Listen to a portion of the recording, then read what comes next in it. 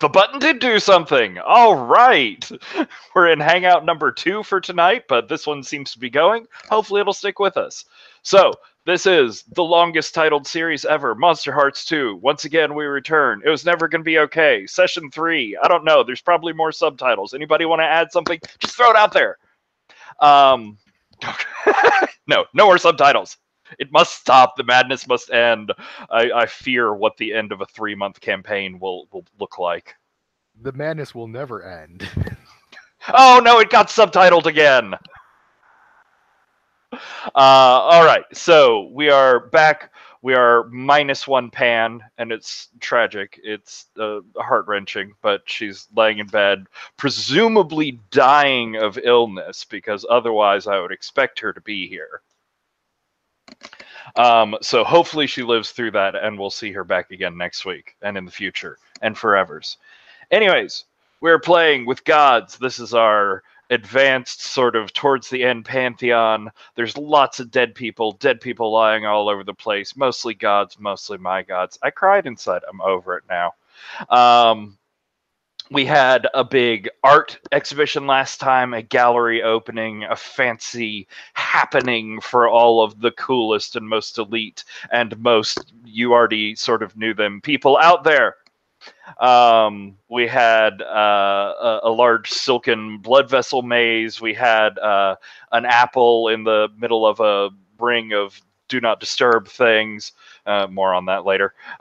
We had Oshun being all like, "Oh, I'm paintings. Look at me. I'm so beautiful. I'm just cashing off the artistic effort of other people."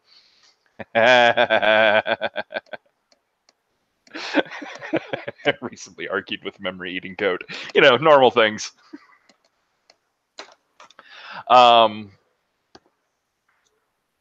We had Hödr doing the most epic, endless drum solo with ice sculptures building and exploding and constantly reinventing everything. And even without Hödr there, the drums made sure that someone was damn well playing. We had Baldr with his rose bushes and fine marble and gilded things, and it was all very sparkly, and it was fine or whatever, I guess. Like, it was pretty. He's pretty. Baldr also Baldr also had a very interesting interaction with someone who turned out to be part of the press, and he maybe made a terrible impression on her, and then Pan maybe meddled in every bit of his business, but who can say? She's not even here. Why would we advance those storylines? We're going to advance those storylines. She can't stop me. We had Faust overseeing the whole festivities, setting up the wait staff, making sure that the whole thing looked appropriately high end, that all of the fashion was on point, that all of the everything went off without a hitch. And he also got into a staring contest with Baba Yaga and had a collaboration with his inner godly soul, which, you know, ate up some of his childhood memories and demanded he do shit for it with no good reason. But Faust was all like, yeah, sure, let's do it. Come on. Oberon's out there, and we have to find him. Hey, to be fair, Faust doesn't remember that they used to care about other things.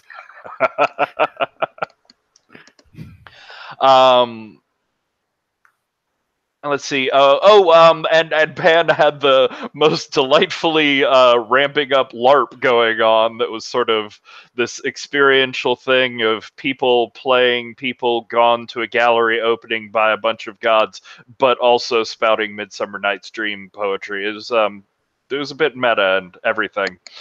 Pan also had a lot of fun meddling. Hödr went through the maze of Baba Yagas, ended up with a strange conversation with Nyx, who's totally dead / not dead.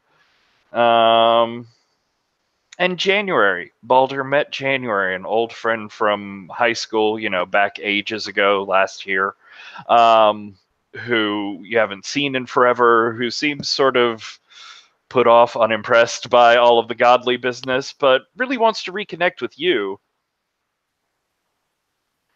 And I think that's about it. I want to highlight and push on mechanics that I'm consistently bad at highlighting and pushing on. So remember people's conditions. Remember, if you act on those conditions, you can get +1s, get better rolls against people. And remember your strings, because I'm terrible at remembering them. But spend strings. You can make each other do shit. You can give yourself pluses to rolls. You can just punch them harder.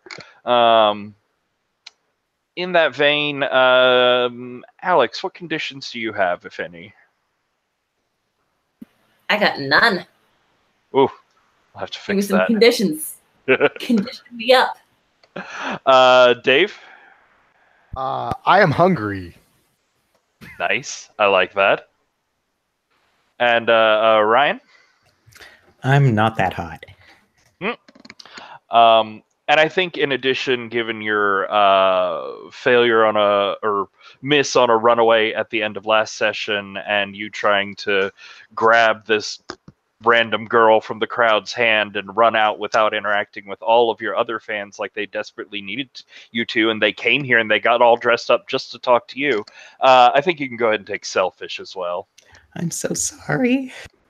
Yes, yes. Baldr has 2 conditions. Do I get XP for that condition? Because I get XP when I get conditions. Oh, yeah then. Yes. Is anybody close to leveling up? Oh, Baldr is. Jeez, Baldr.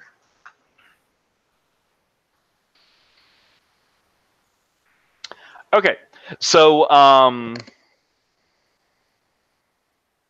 sort of structural for tonight. I'm interested in selfishly playing with some of my own mechanics and seeing some of the past of this pantheon that's just sort of been sketched out. So from each of you, I'd like at least one scene tonight where you do a Divine the Past with one of our dead folk. Who are Nyx, the Ancient One, Soma, the Goddess of Intoxication, Eris, the Goddess of Scratching and Fighting and hitting people in the face over tawdry things. Oh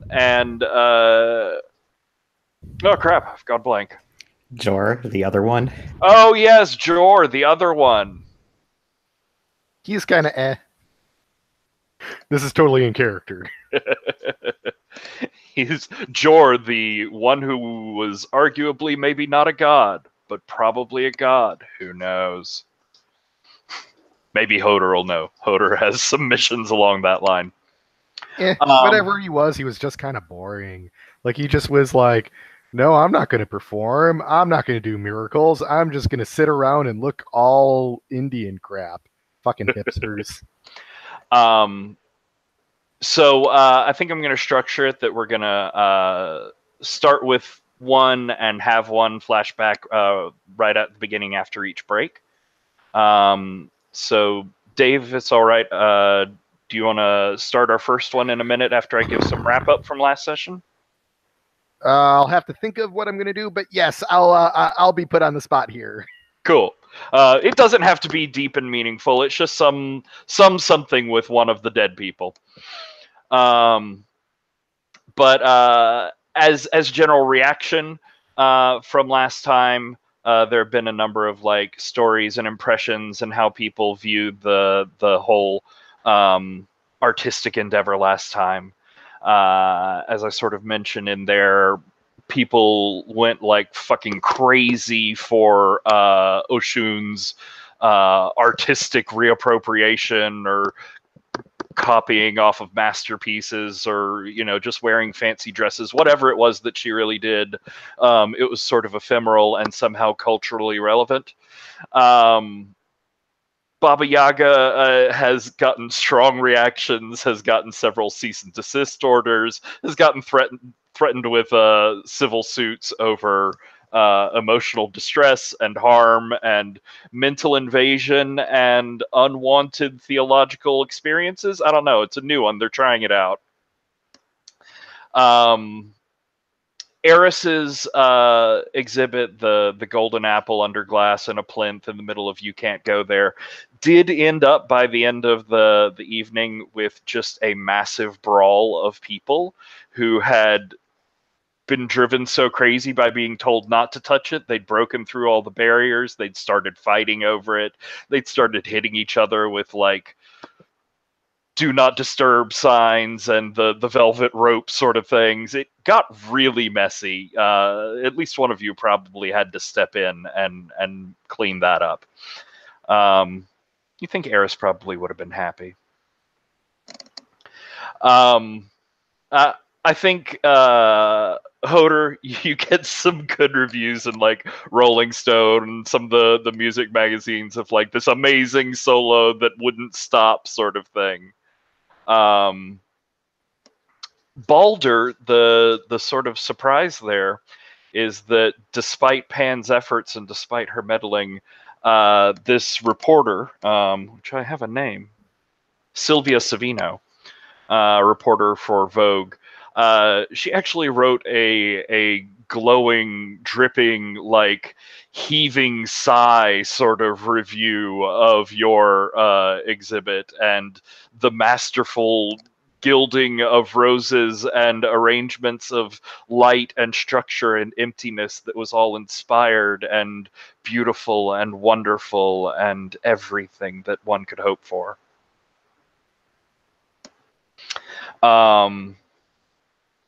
And I think for you, Faust, there are a couple of fashion magazines that caught some shots of some of your waiters in particularly good outfits, but the sort of I think maybe the gratification that you get more is that in every story about every one of these pieces, your name is there. It's your gallery, presented by these sorts of things. Like it's always Faust's name is in the article, often before the other god's name. I wonder if that was as planned. It was totally as planned.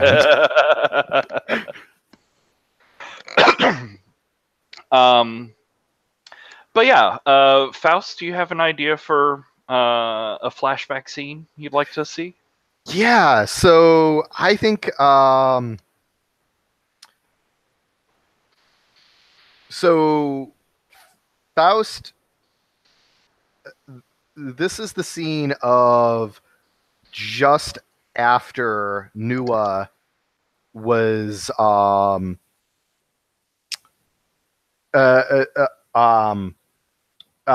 was elevated. I can't remember the actual term, but right after she became, I'm sorry, at that time she was Nua. Right when she became a god, and because Faust definitely had the habit of always being there when someone became a god. And Faust was basically introduced her to the Pantheon, and I think we're going to do the introduction of Nua to Soma. Nice. Knowing just how great that turns out. Sorry. Oh, it happens. Then yeah, how do you think, because we've got the choose your own stats sort of thing, but so how do you think you'd be approaching this scene? I think it's cold, and the reason I think it's cold is that basically I'm trying to size up Nua to see what I think I can get out of her. So I might be, this introduction might be like, hey, how much self-control does the new girl actually have?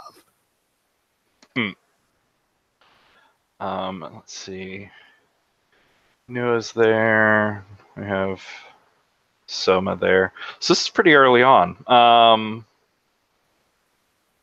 Yeah, Nua was what, like 6? No. Nua's she was 8. Oh, so that's actually later on. Just looking at Soma's number 4. So yeah, there's the full Pantheon thing here. I think maybe this happened at like a thing Soma was putting on, a rave. It had been a performance, but this was the sort of after party, the endless rave that came sort of after she came off stage. Mm-hmm. So I'm curious, how did you know to like when to be there, who to be there for? How did you know these incarnations were coming up?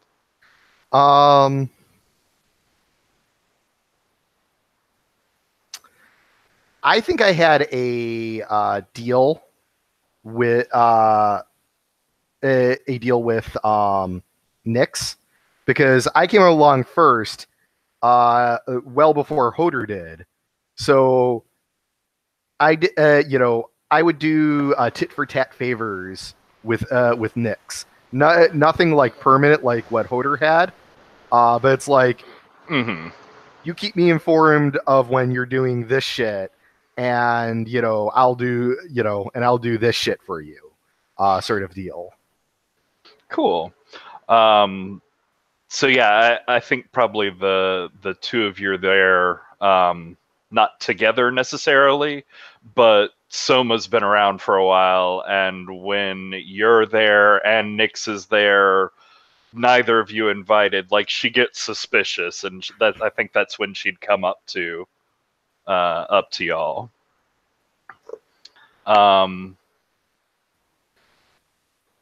Yeah, so I think who was Nua? Do you think she was just a random person in the crowd?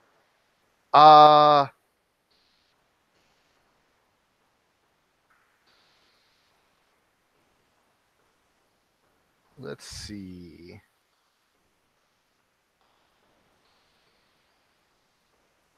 I think she was someone who often tried to come to Pantheon events, because she didn't have much going on in her own life. So she was trying to fill the hole in her life with others' divinity.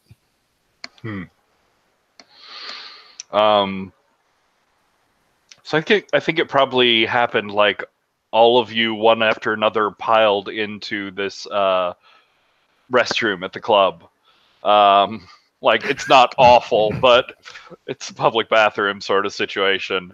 But that's where Nyx found Nua. That's where she incarnated, and that's where Soma sort of came in at the end of it and caught the new girl stepping out, sort of thing. Cool. Why don't you go ahead and roll? Okay. That is a 12. Ye gods. All right. So, unsurprisingly, I guess you definitely end up with the upper hand here. But yeah, how does that kick off?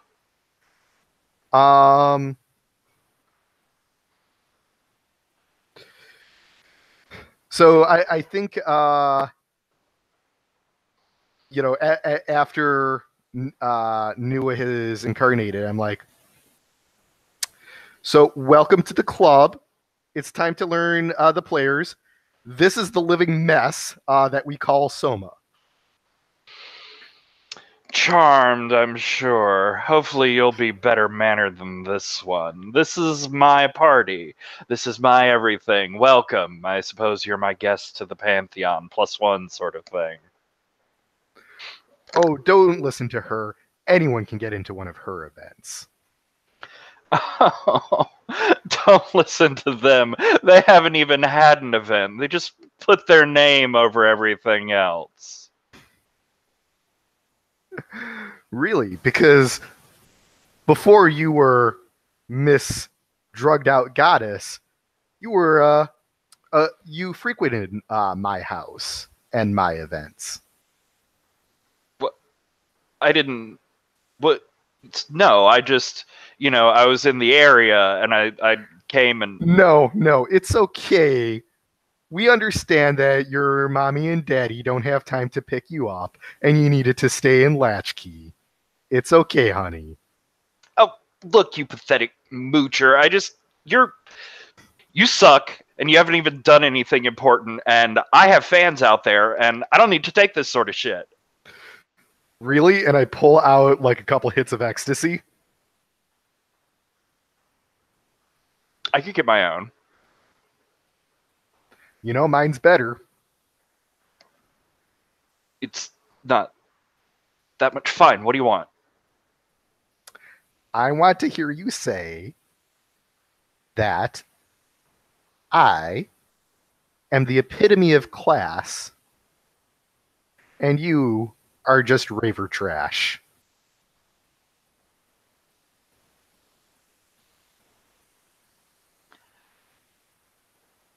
You classy, wonderful thing. I'll make sure to carve that on your tombstone when you're dead. Fine, yeah, raver trash. Just give me it. Grabs the bag and stomps out. And Nua has just been like back and forth, like, what the fuck sort of thing. So, I mean, probably your most beneficial would be to ask a question there, but if you wanted to grab a string, like, I could let you use that in an esoteric way at some point. Mm-hmm. Let's see. It goes my way. I choose one below.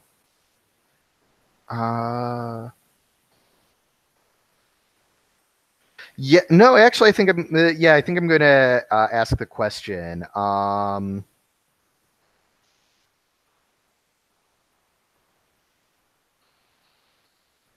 don't have the question yet, so I'm gonna think about it and maybe ask that question later. Are you okay with that? Yeah, that's fine. We'll check back in on it later. All right. So, delightful, fun bathroom hijinks. Why don't we come around to Baldr, Ian? It's been a couple days since the exhibit opening. Where do you think we'd find you? What are you interested in seeing? That's so open-ended, I have no idea. I mean, January's been trying to get in touch with you for a couple of days and like meet for lunch or something. Or if you have something else that you'd like to follow up on. Sure, I can meet up with January. There's at least one fan I won't disappoint. Maybe. Possibly. I can hope. So where do you think you'd meet with her?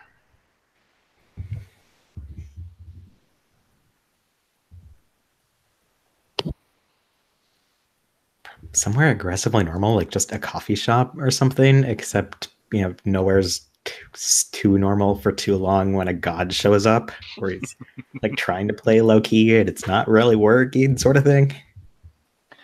All right. Yeah, I think there's we have here in Cirrus, there are plenty of amazing coffee shops. It's almost like it was made to be the most coffee shop friendly city in the world. Yeah, like it's got the cross between Starbucks and Italian espresso. Yeah. Just sort of magically.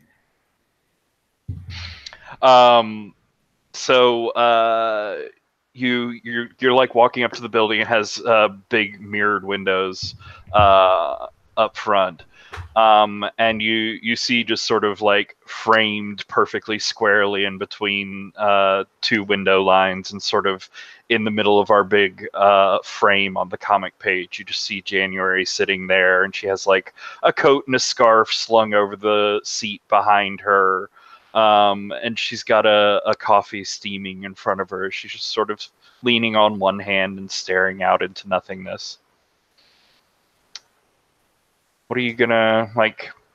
What do you look like, and how are you coming in?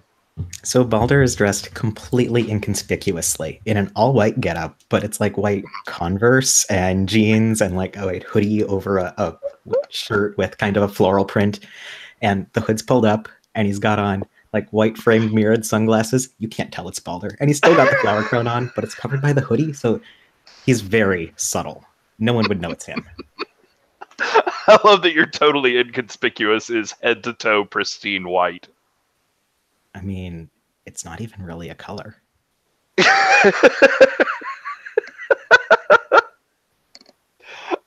um, sorry, that's and amazing. Just the shock of very red hair kind of curling out over his eyes and sunglasses too.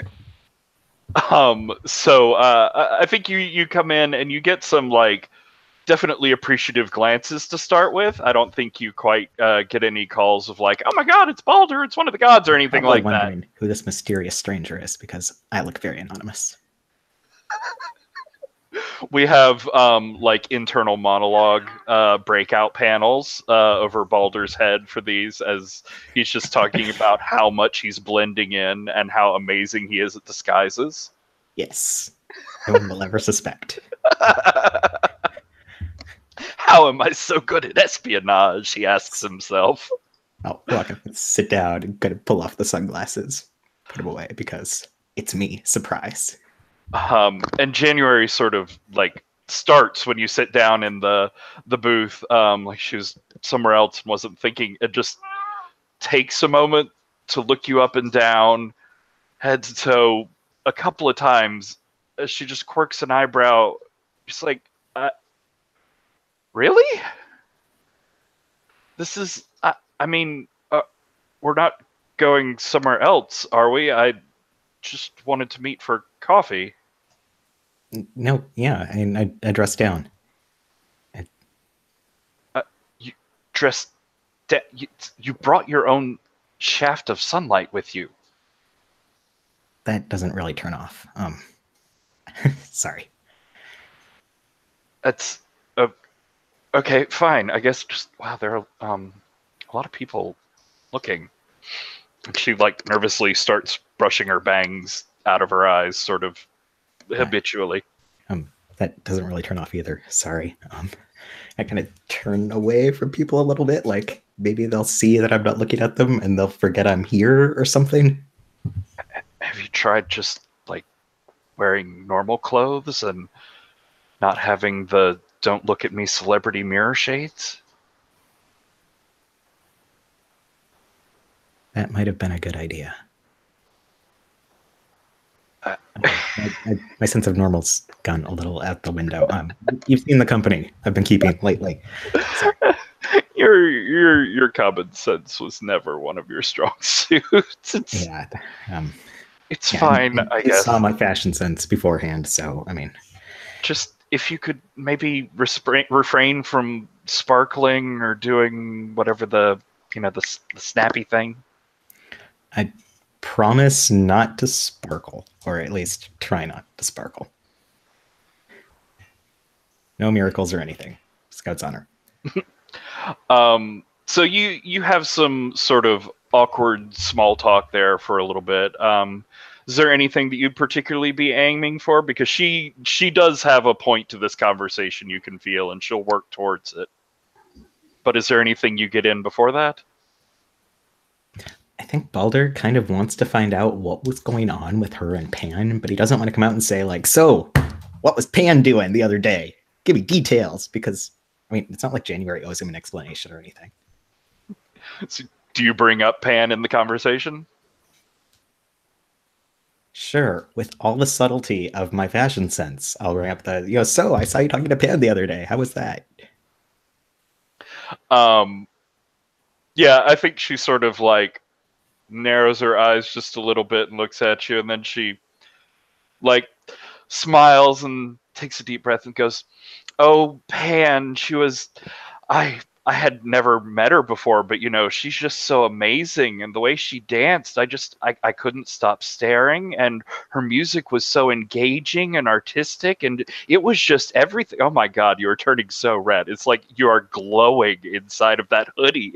I'm trying so hard not to glow. I'm sorry." He kind of pulls the hoodie a bit closer because he's totally radiating. Oh my god, jealous much?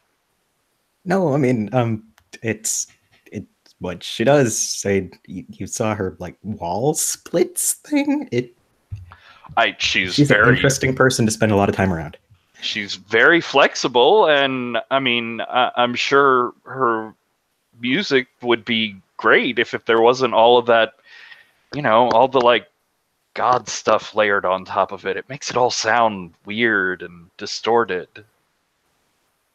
Wait, it would be better without all the God stuff? Usually people come for the God stuff, specifically. Well, yeah, most of the sheep do, but do any of them really know any of you? Do they have any sort of like, they even know what you're like? Well, I mean, that's not the point, is it? I mean, we're not supposed to just be people. We're inspiring figures, and we don't get to be just human.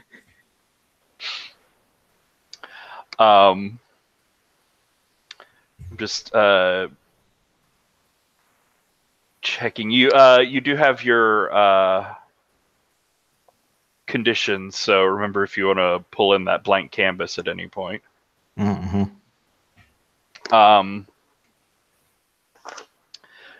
But I don't know. Are you angling for any sort of move here?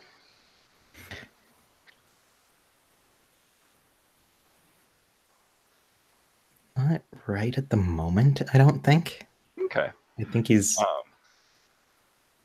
curious to see where she's going with this whole, they'd be cooler if they weren't gods angle, because that's not something he hears a lot of. So yeah, the conversation, like she noodles you a bit about Pan, but the conversation, it sort of like reaches that awkward pause stage where like you're waiting for her to talk, and she's like trying to build up to talking, and then finally she just sort of, and as she's trying to build up to talking, I'm sort of looking at her with my confessional eyes, where you could just say anything and I would hear you with my full attention, because all I am is about you, which I think is a turn on sort of thing. Ooh, like, cool. If I turn you on, will you tell me what you're thinking? I like it. Why don't you roll that? Well, it's a good thing I'm super hot, because that makes it an 8. Ooh. All right. Oh, that's why I can't see it. I'm whole column over. So they can either give you a string or choose one of the actions.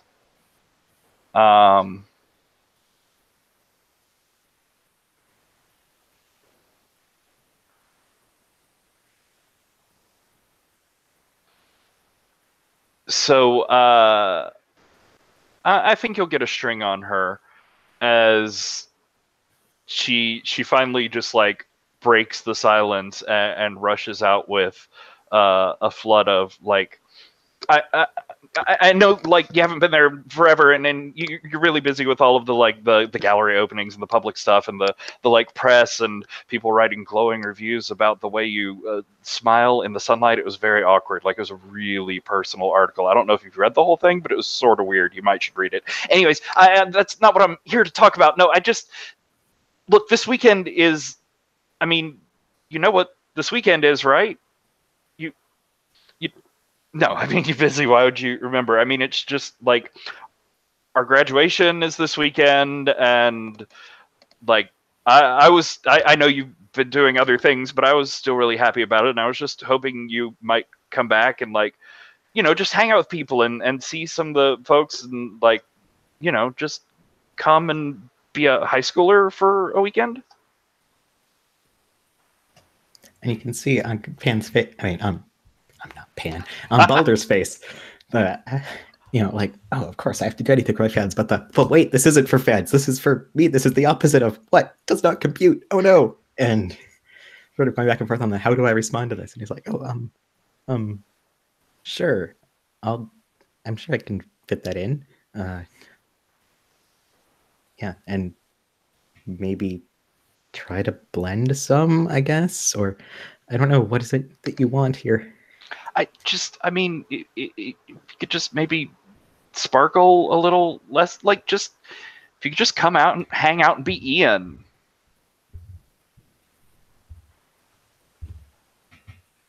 I'm not sure I know how to just be Ian anymore, but I can try. All right, that'd be cool. I mean, I know everybody'd be really thrilled to see you. Like, even the people that don't follow you on the whatever. You know, they're just, you have friends. And you can see on Baldr's face that he totally doesn't know that, that he still has friends. Like, this is news. I think we'll cut on Baldr's adorable confusion. Alex, what do you think you want to see for Hödr? Oh, good question. I mean, you got a lot dumped on you last time from Nyx, and you know, you also have your own shit. I'm sure you're interested in. Well, I mean, first things first is when you're in over your head, you get someone else to do all your work for you. So it's only Hödr reasonable. might go have a chat with Baldr. Baldr seems a very capable fellow. He knows exactly what's going on and doesn't freeze up under any circumstance. I mean, sometimes you want someone who's kind of gullible and doesn't ask too many questions. So do you go to Baldr on his turf, or do you invite him to yours? Like, who feels more comfortable where we're meeting? Oh. Maybe it'll be like just outside Baldr's Hall. All right.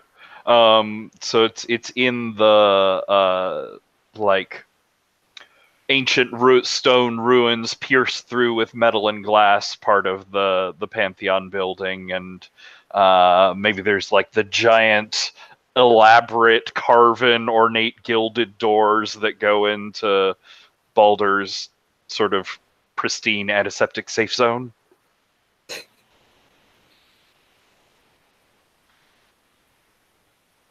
So yeah, role play.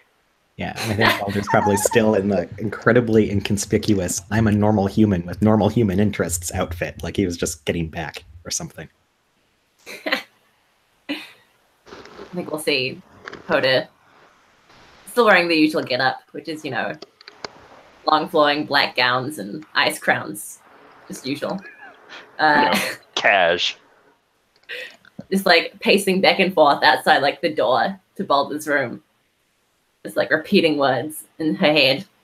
And like sees you walking up. It's like, oh, hey, bro. What's up? Oh, hey. Were you looking for me? I'm sorry I was out, but I'm back now. Yeah. It's great. I just wanted to have a talk with you. Something's come up. This sounds important. Sure. You have my undivided attention. It's great to hear. And as he's telling you that you have his undivided attention, you hear from over his shoulder, I mean, I suppose he could just be a prelude into your story. What if he was never the god at all, just a herald, just something to presage your coming? And you see Nyx's gloved hand, like rifling through Baldr's hair and sort of tousling his curls. He doesn't seem to be reacting or notice as she's standing right next to him. Hödr like just storms up and like slaps her hand away. He says, "What are you doing here?" What? I live here. Is there like a bee or something? And no, not you, her. And Baldr does a full circle. Oh, shh, dear. You wouldn't want them to think you're losing it, would you? Who's her? That's why I came here. It's Nyx. I don't know what's going on, but... Oh, careful, dearest. No one believes the girl that cried ghost. But she's Go really fuck dead. yourself. Is that me or no? Just vaguely over his shoulder. Okay. Why don't you try and keep your cool while you're trying to get some meaning across to Baldr here? What are you afraid might go wrong? Gee, what could possibly go wrong in this scenario? I think, tough decision, but I'm gonna have to roll over Baldr thinks I'm crazy. Why don't you roll with cold? Good old tepid Hödr. Let's go. That's a 6. Do you have a string on Baldr? I have 2. You could spend one to get up to 7, or you could take the XP off of a fail. I mean, what's the worst that could happen? I think you've sold me. What's the worst that can happen?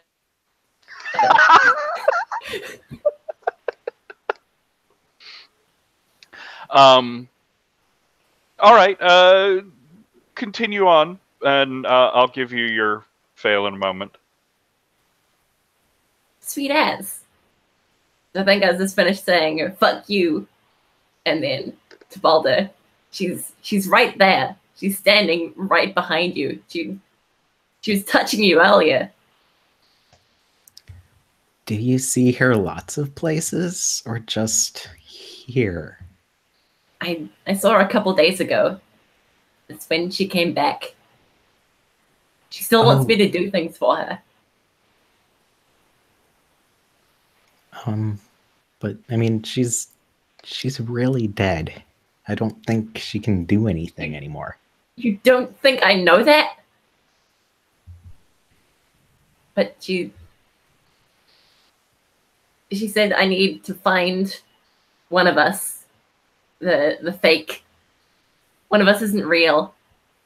And she wants me to find out, and I need your help. I mean, she's obviously cracked up and losing it over guilt. You haven't talked about what happened. Neither of you have, and maybe that's not good for her.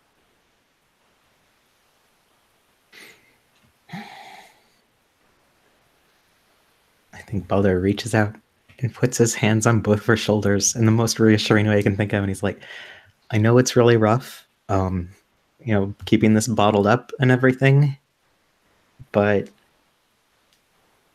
I think it's getting to you. And as he says that, you feel his hands on your shoulders, which are thinner and more sort of claw-like than you remember. And he blinks, and his eyes aren't his eyes, they're Nyx's eyes. And as he says that, it's Nyx's voice saying, I think you're cracking up, dear. Don't tell me what I'm doing. I'm sorry, but you're yelling at people who aren't here. She's here. I know she's here. You look so real. And I think. Oh, actually, can I use the move here? Oh, yes, delightful. What? Because I have a soul debt, and if I use the dark powers, I can realize a secret about you. So can I see if Nyx will tell me a secret about Baldr that I can use to prove that she's real? Ooh. I like that. I mean, all you have to do is give her a string on you. I think I'll whisper under my breath to Nyx, saying, "Look, I just need his help. Just help me prove that you're here."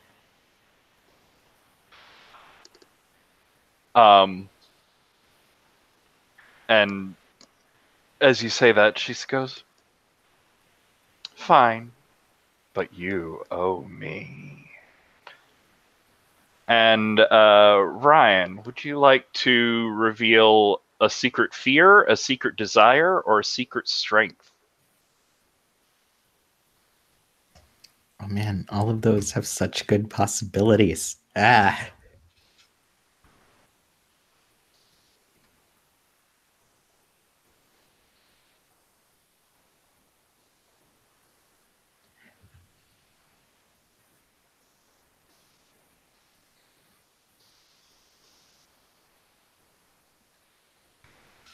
Okay, so secret desire. Baldr definitely wants to go to this graduation thing and be normal and prove that he can be a person because he's not sure he knows how anymore. And it kind of scares him to have realized that. Oh, the poor dear. His mind is fracturing under the weight of all this divinity. He's afraid he can't even remember his own name, how to be a friend, how to be a child. He just wants to go to his graduation. Oh, man. Baldr,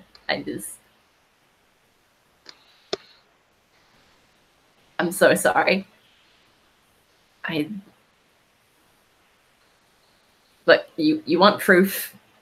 I can prove it. She told me, she whispered to me that you just want to be normal. You want to go to graduation. It's coming up soon, right? Nope, I mean, I didn't tell anyone that's not true. No. Are you talking January? No. I told you it was Nyx. He's Okay. here. Sure. So what do you want to do about her being here? So you trying to... Are you, like, totally denying that what she was saying was true? I'm totally denying it, but I don't think Baldr's capable of the sort of subterfuge that would make that look like anything other than I'm not crying, you're crying sort of thing. Well, I'm sort of curious because Hödr's in a bit of a delicate state at the moment. Why don't you roll a shut someone down? I was just wondering if you're going to go there because I am not cool. I am downright toasty, so this is going to go bad. That's a 6. Do you have a string on Hödr? I actually... Oh, I only have 1, but no, I'm not going to spend that. I will keep it in reserve. Plus, that's the delicious, delicious XP there. All right. Which means I level up. Ha ha! Congratulations. So, Hödr, like you can tell it doesn't matter what he's saying. Like you know Ian better than that. You can see through when he's lying. This has obviously gotten to him. Like you connected. Like that was real. It doesn't matter what he says. That was real. And we'll come back with the result of that miss in a little bit. Dave, what do you see for Faust?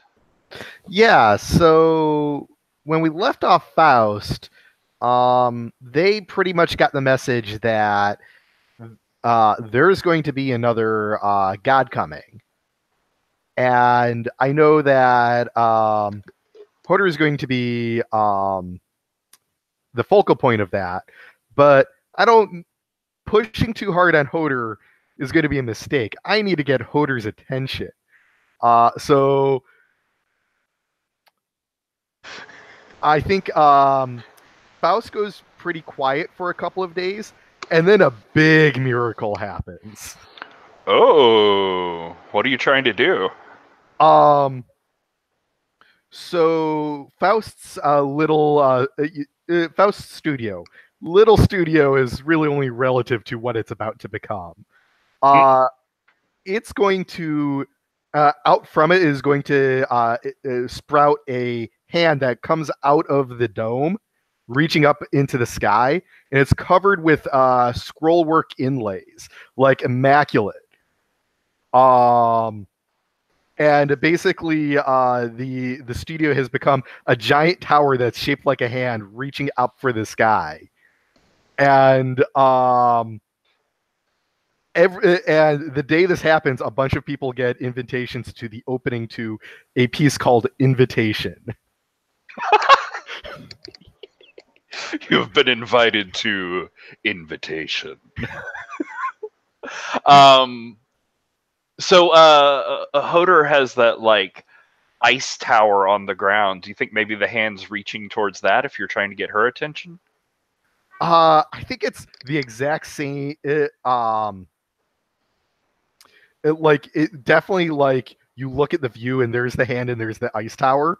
Are you But the making hand them is, like mirror identical sort of things? yeah, but the hand is reaching out towards the sky, like it's looking like it's trying to reach something that up there. Um, Hey, I'm hey, not sure what architecture in order to get someone's attention comes down to in a roll. But you're miracling, so hey, Puck didn't want me to be subtle anymore.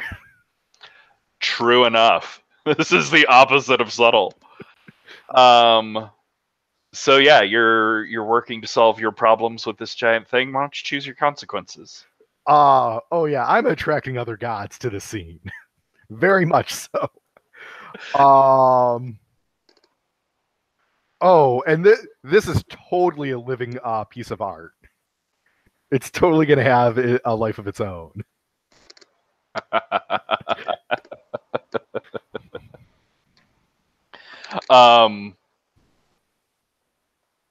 Cool. So yeah, I think as a start, it definitely gets Hödr's attention. As when you're like coming in the pantheon, maybe or I don't know, wherever you were in your tower coming in the pantheon, you see this thing raise up, and as you're staring at it, it just like gently crooks one finger seemingly directly at you, and with a creak of groaning masonry, curls it and ending like, come here. It's subtle.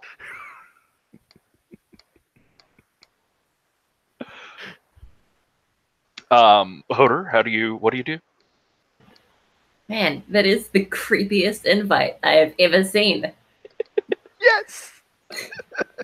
But I mean, heck, gotta find out what the giant stone hand is about.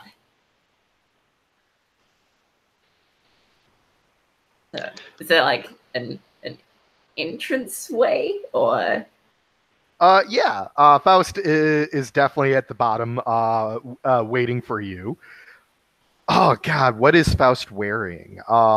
Because that is always a big thing. Oh well, they're expecting you, so it's definitely got. What does I know that you usually have the ice crown and it's flowing robes, right? Yeah.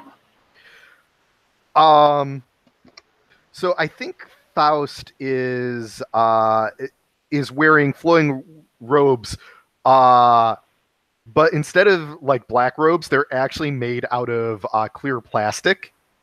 So it basically hides nothing. And instead of it, and they definitely have like a spiky crown, but it's not made out of ice. It's made out of looks like acrylics, and inside the crowns are projected different channels of TV are being projected into the spikes of the crown, so you can actually like watch CNN on her crown, on their crown. Nice. I think Hödr just walks up with intense confusion on her face. It's like, are you picking a fight? No, I just figured that now might be a good time to talk.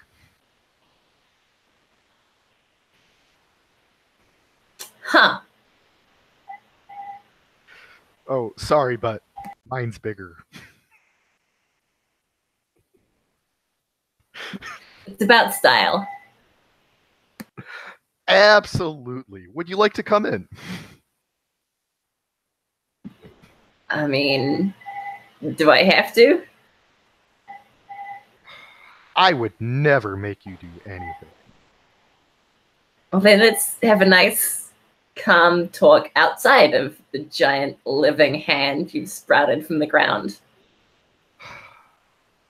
Very well. No fun. So,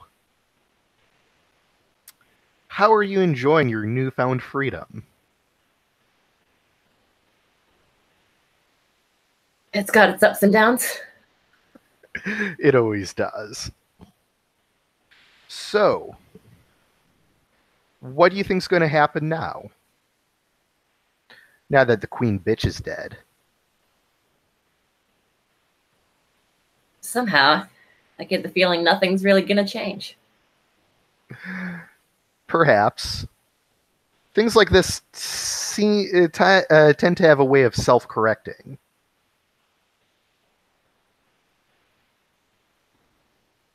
Yeah. My only thought is, does it have to be Nixie again?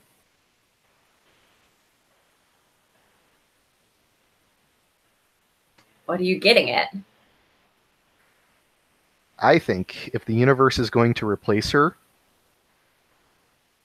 we should get a say in who the replacement is. I think that's not gonna work.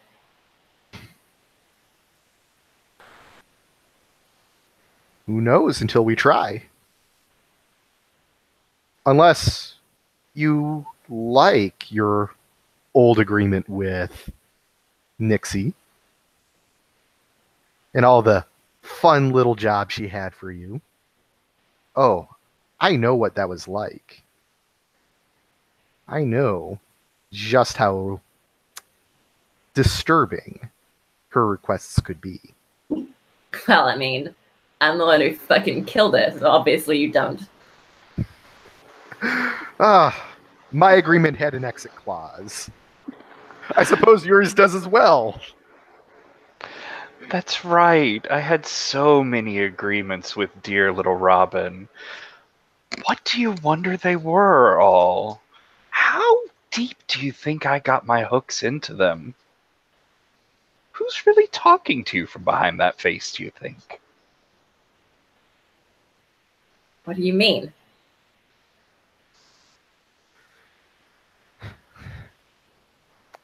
What I mean is, I would understand if you got a little blood on your hands, but it'd be a shame if it was all for naught.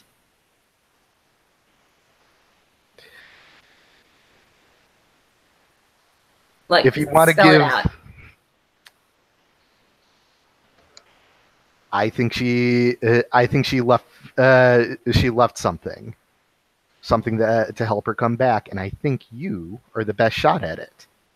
Now, what I'd like is a voice in who comes after. That's all. A voice.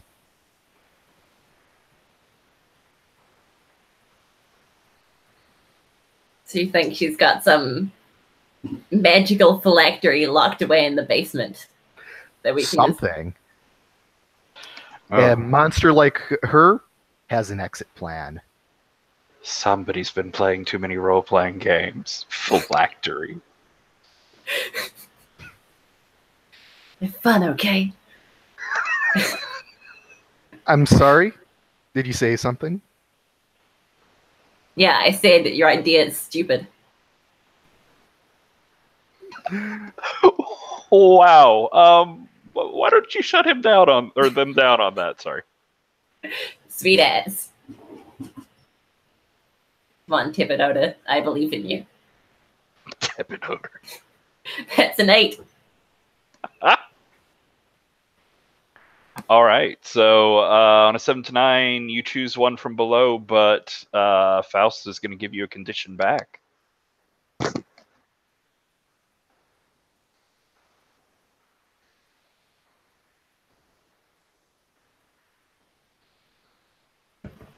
I am gonna give Faust the condition ignorant.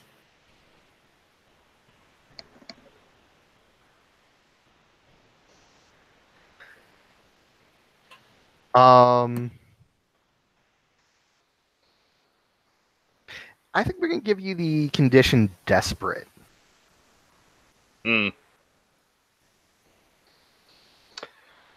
So yeah, Faust, Hödr is acting weird and just tried to tell you off. Are you taking that, or are you going to press further? No, I've got to press further. I'm just thinking how. You see that I gleam think of I have it. desperation in her eyes. Yeah. I think I know how. All right. I am going to use a string I have on Baldr. And I'm going to use the truest form of flattery to turn Hödr on. So I'm going to gently reach out, very caringly, and brush the hair away from your eyes. I'm like,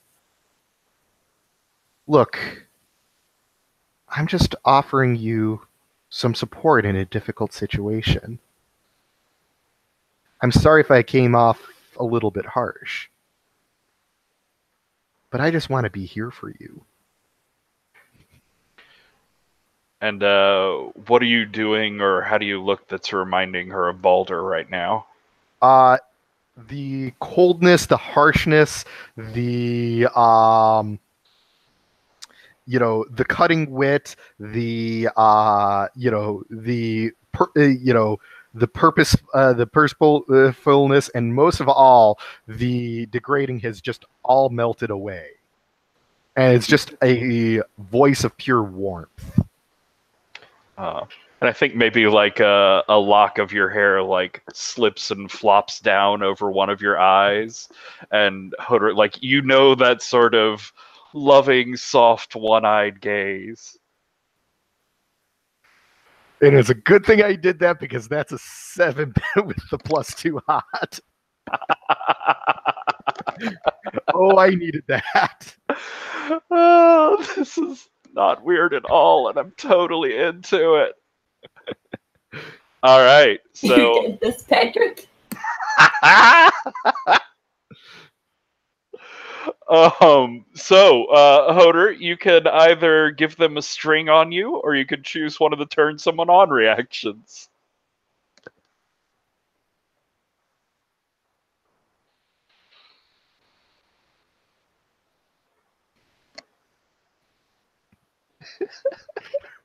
Yes, I acted like her brother to turn her on. That's what the move says. Yeah.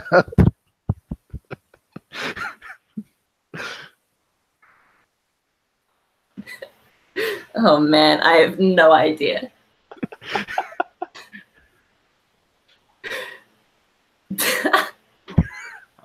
I mean, you can give them a string. That's basically like letting Faust choose when to call on that later. Or, I mean, awkward would certainly come in here.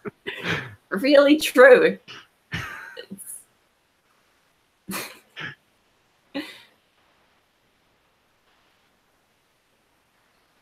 Yeah, let's rock with awkward. Everything about this is awkward in so many ways.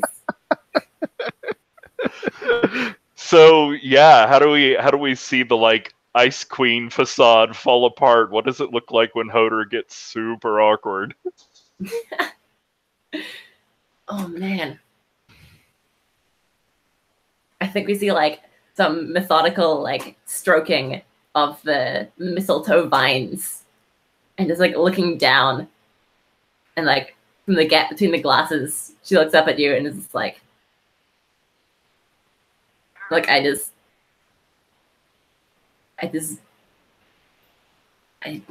wanted you to believe me, and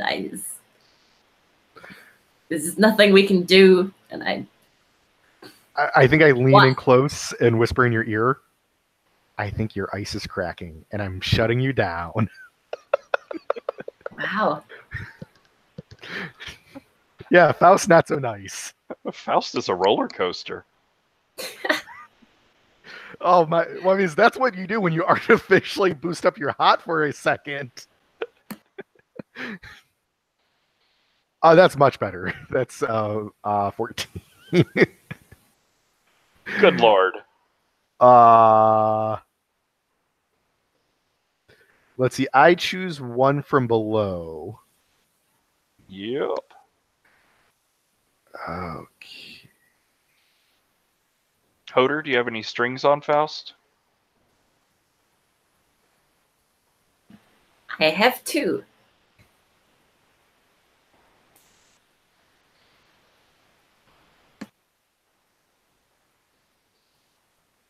I think.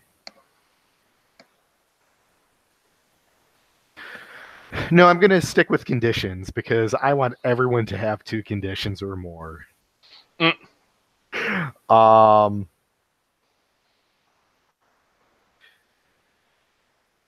going to give you the condition of lost composure. Nice. Desperate and lost composure. What a nice combo. All right. Well, I think we're probably gonna end on that awkward, self-inflicted wound detente there. I don't know if anyone got ahead, but you both certainly got to each other at different points. Something you can build on. Emotional trauma for the future. Yep. So I think we're going to go ahead and take our first break. And does anybody have any music they want to throw up? Oh, I have too many Dibs. videos queued up. Did you say dibs? I totally said dibs. You've got dibs. Cool. Then break number 2 will be both Dave and Ryan putting up music.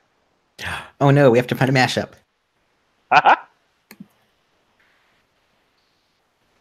See? It's awkward and slow. Yeah, I get it.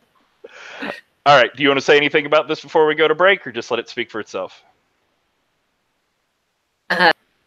It's kind of metal Nordic stuff about losing hope. Fun times. Love it. Into it. Let's come back in. Why don't we come back at right on the hour?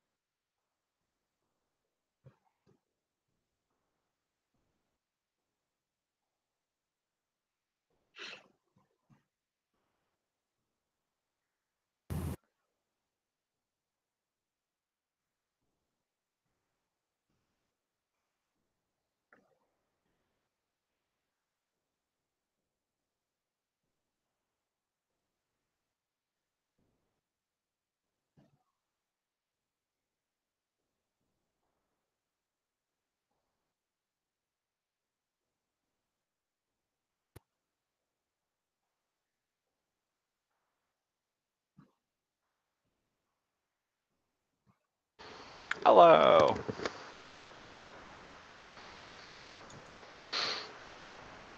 All right. So I wanted to touch back in with some hanging moves. So Dave, you got to ask what unfinished piece of business did Soma leave behind, and where did I find it? And I think she had like an apartment outside of the Pantheon in Sierras proper, and she like had the top floor apartment and had the whole roof to herself as well.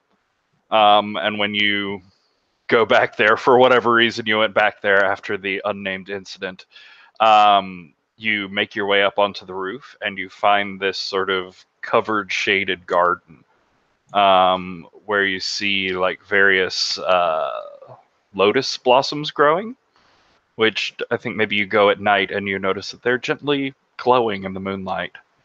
And you find they're sort of in like a brewery sort of setup, or distilling setup.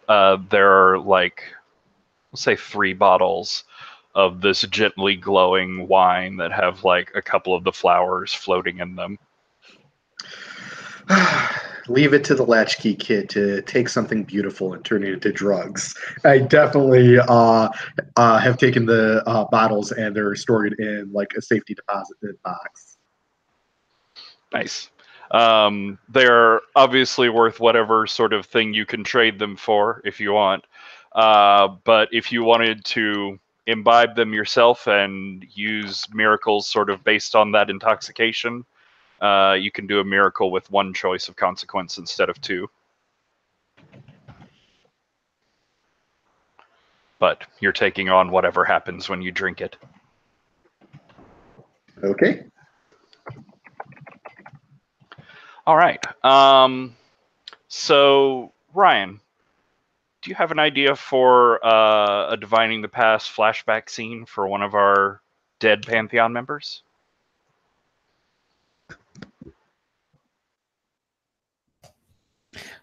I feel like we've already seen Nick, so I'm not going to go there. I'm going to pick Jor, because otherwise we may never see or hear from him.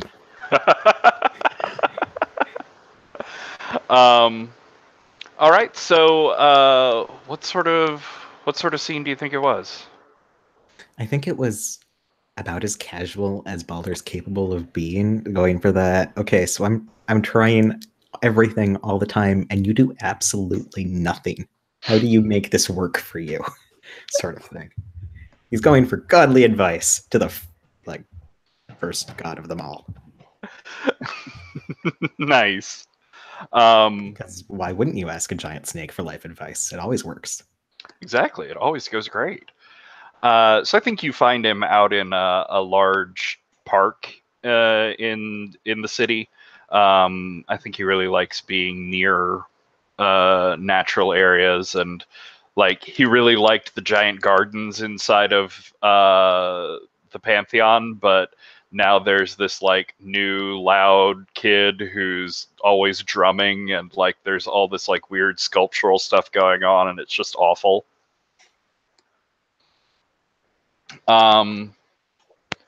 So what stat do you think you'd be approaching this with? I think maybe dark, because I'm looking for insight, especially into godliness. I think that totally makes sense. Yeah. You will go straight visual with it, and we'll have like a nighttime scene where everything's sort of like black and monochromatic dark blue. Like all of the panels are made up of lots of shadows, and we just see highlights on like eyes and teeth and amazing cheekbones and things like that. Yeah, and somehow human nightlight Baldr has toned it down a bit for this. I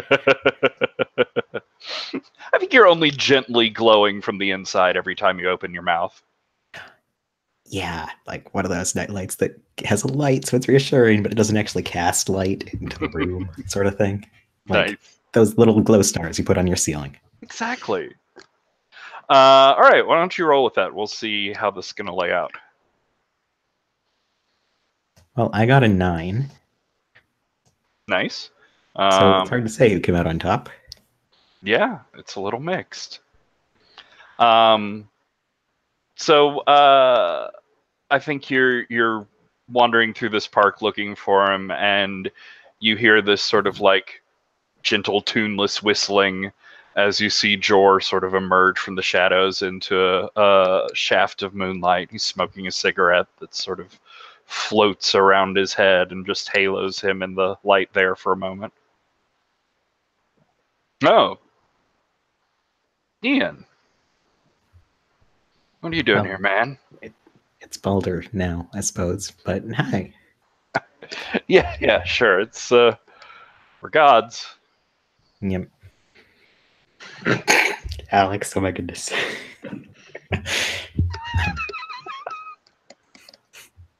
In the chat, we're mocking how Jor is stealing everyone's moves. So give them back. I was a snake first. I was just. I mean, you've been a god the longest, right? I mean, you were the first, or at least I hear you were the first. Well, I mean, like, I was the first this time, but it's all a cycle. It's in and out. I can't think on that kind of scale, or it all starts kind of collapsing around me. And yeah, let's just not go there.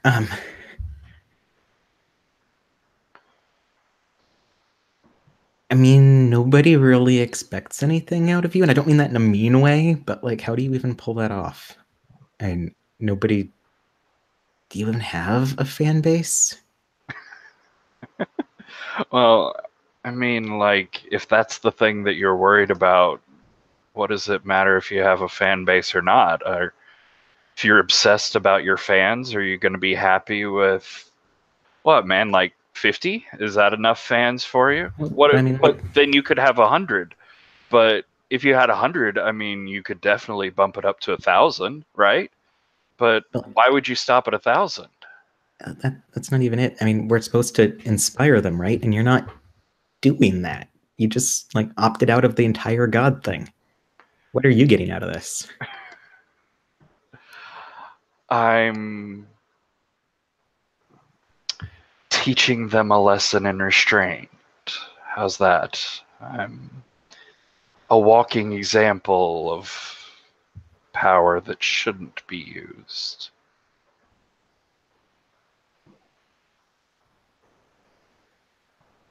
I'm not sure I'm really getting where you're going here. I mean, they don't have any idea what they're missing. You're just... Where I'm going, I'm Jormungandr. Man, I'm like the snake that eats the world. I'm the beginning of the end and the fire raining from the sky. Do you want me to start using miracles? Do you want me to start performing the opening numbers to Ragnarok? The end of the world?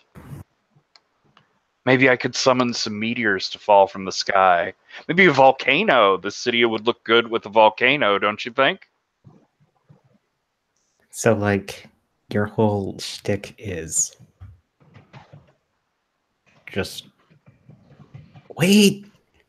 Oh, Chernobog's totally copying you, isn't he? That's awkward. Chernobog... I could be doing things, but I'm not, and you should be happy about that. I mean, man, that probably would have been easy. Chernobog tries too hard if all he's going to be doing is nothing. Doesn't it get boring? I mean, don't you want people to notice you? He looks and sort of turns ostentatiously to the glowing spotlight mass of where the Pantheon itself is. I mean, what's to get bored with? It's a good light show every night. I think we just see Baldr looking very confused and very conflicted.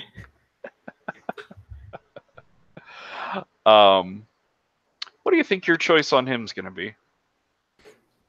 Well, I don't think gaining a string on him is going to do me any good going forward, given that he dies. But Well, like I said today, if you want to pick up a string on him, I would let you spend that in an esoteric way to, find something from him, call up his ghost, use his power, do something weird and sort of out of the box.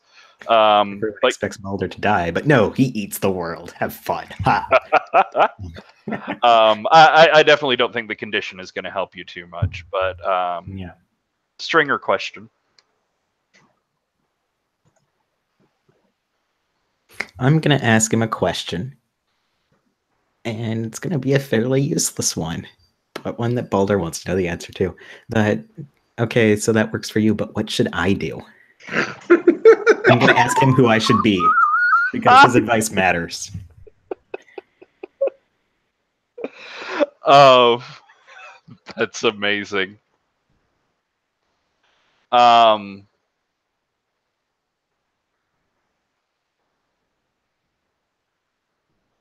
Who should you be? Don't you know that? Like, you just are who you are.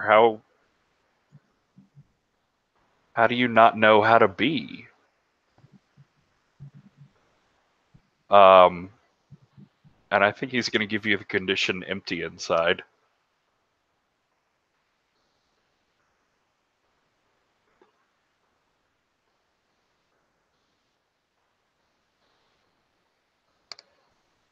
Fair. I think we see Baldr looking very small and very human in response, and he just clearly cannot process this answer because he's the unflavored marshmallow of the Pantheon. He's nothing.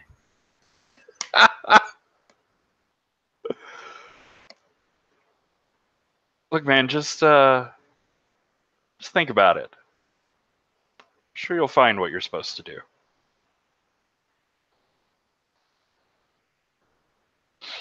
All right. Feel good scenes with ghosts.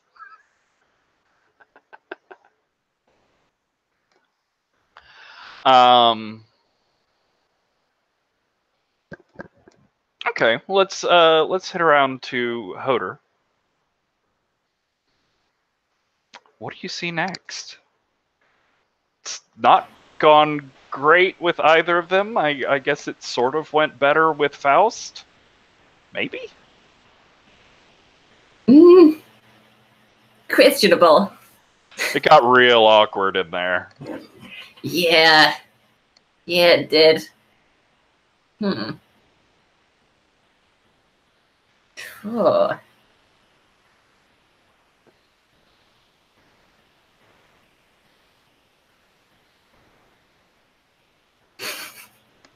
Thanks, Baldr. What do I do? Neither of them can help me. Pan's not around to strike a deal with.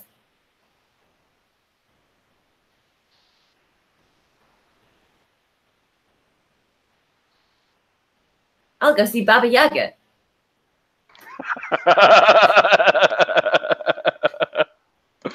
You go to Baba Yaga, you stare at him, you sort of touch his face blissfully. It's a lovely encounter. What do you do next now? Take a mold. just sit real still for about an hour.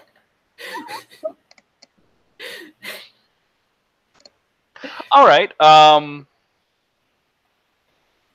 I think you find Baba Yaga having a sort of gentle, enjoyable stroll up, 20, 30 stories up in the air on the rounded, slippery glass and metal top of the Pantheon building.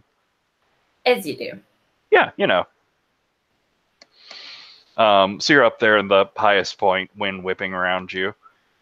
He turns around, his obviously feathered outfit sort of flapping in the breeze. It's all sorts of patterns and colors, but tending towards the teal, I think, at the moment.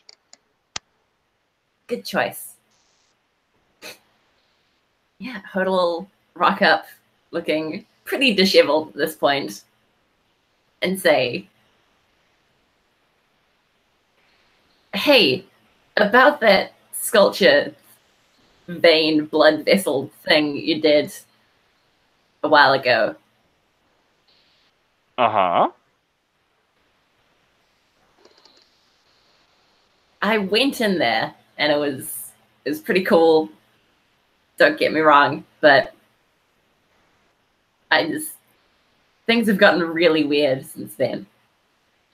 And I was wondering if you knew how to make them stop. But the maze wasn't to stop things, it was to start things. It was to get things rolling. It was to awaken your inner hunger. Are you feeling hungry? I'm feeling a lot of things, but hunger is really not one of them. Sorry, I just saw Ryan's note. Did you summon Nyx's ghost? And also, could you not? Pretty much. And he'll reach out and like he's just totally misreading the situation. But he reaches out and like brushes your cheek gently with one hand as he leans in closer and whispers, "Are you sure you're not hungry for anything?" Oh, Laszlo. I just...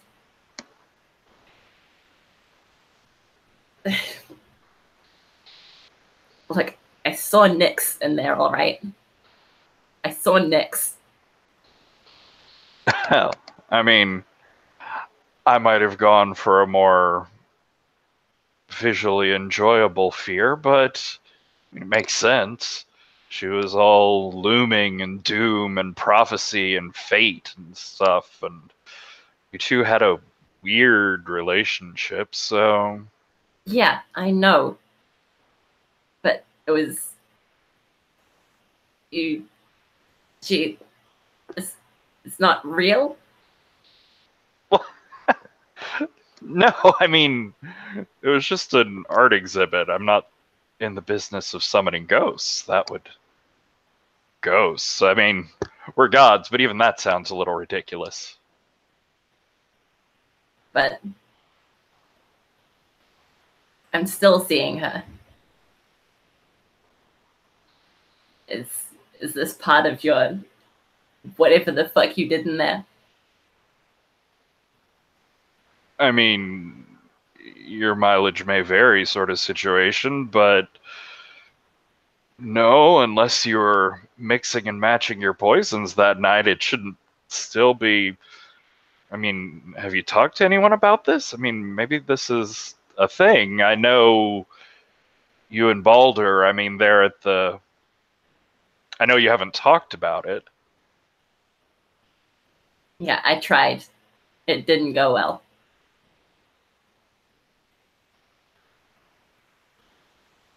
I mean, look, if your guilty conscience is getting to you, I don't know what I'm supposed to do about it.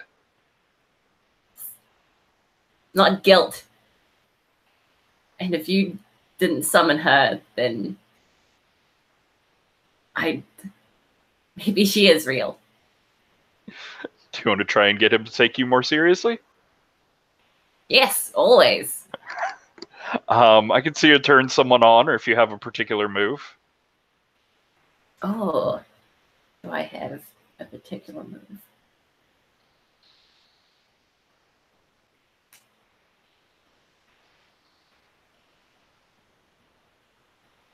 No, I do not. All right. Why don't you try and turn him on? Yeah, sounds good. What do I even say?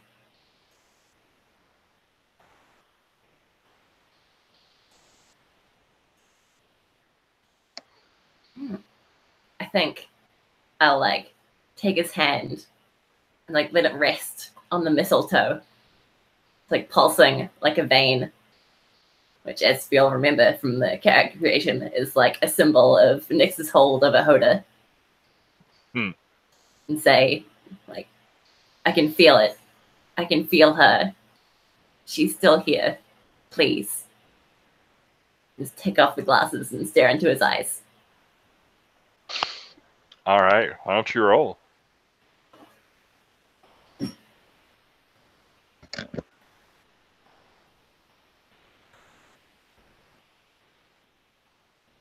That is a 6.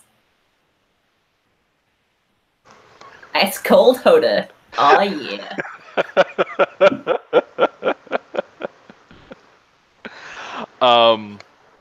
So I think as you're like leaning into him, you're really trying to convince him. You see like him sort of narrow his eyes and reconsider what you're saying as he opens his mouth and starts to talk, but you can't hear what he's saying because all you hear is just this overwhelming laughter of oh, sweet little thing, you really think it's that easy?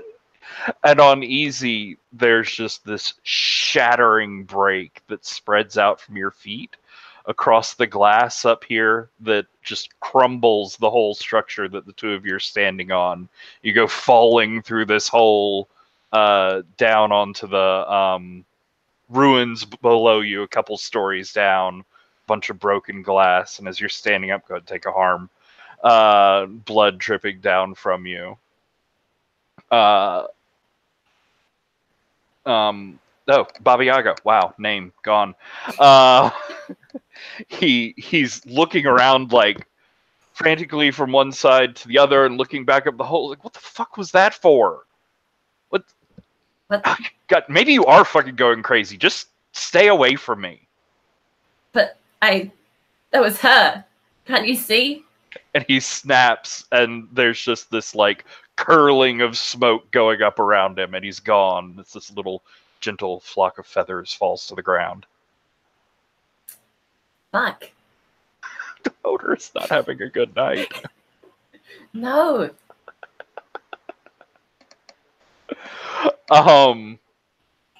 So, Faust, what do you see from you next? I think And I'm going to go off camera. I'm listening. I just have misplaced my water. Yeah, I think I'm going to actually invite Baldr over to the new digs, saying that there's something important I want to talk to you about. Because obviously I can't talk to you at your digs.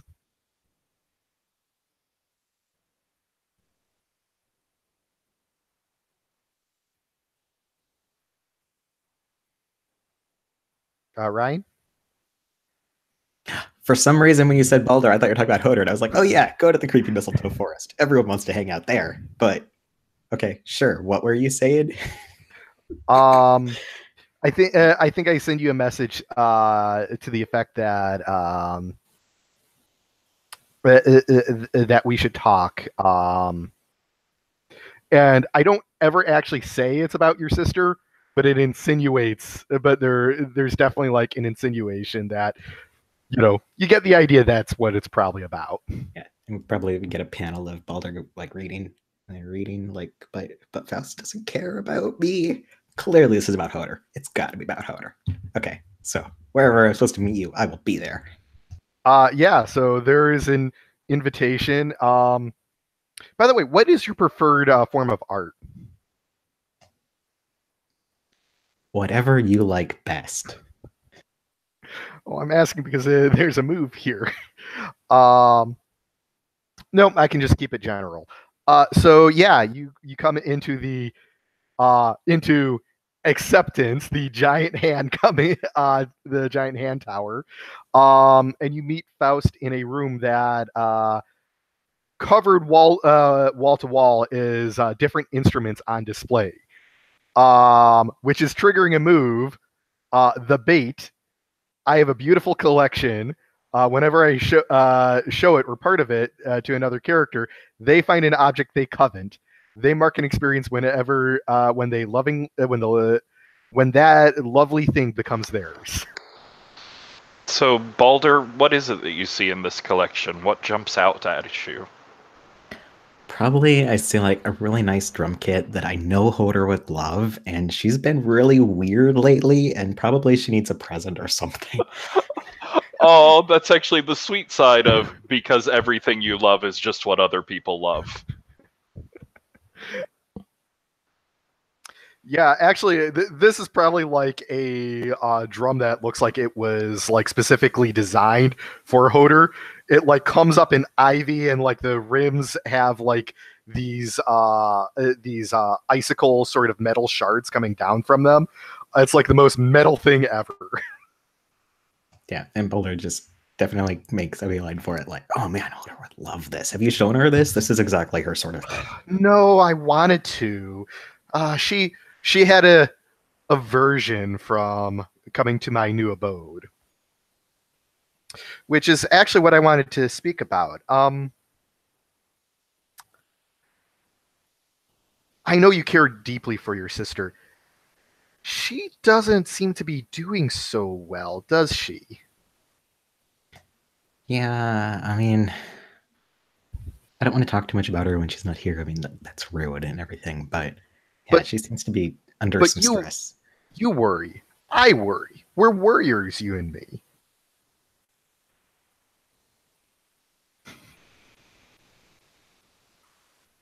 And you can see Baldr going like, I don't want to be rude or anything, but that's not really the vibe you give off.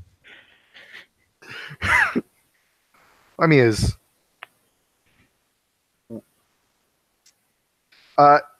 it okay if Anua's like in the room with me? Or Cole. That's what she's going by now. Yeah. Yeah. Like, I mean, of course I worry. I worry about everyone in the Pantheon who's struggling. I mean, it's you are doing just fine. You don't need my worry, but I do worry about your sister.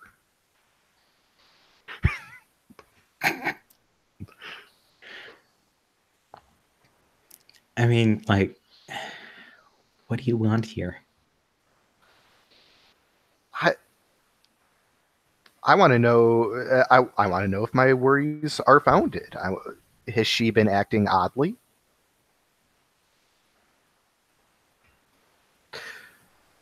I mean, when I spoke to her last, it sounded like she was muttering to herself, as if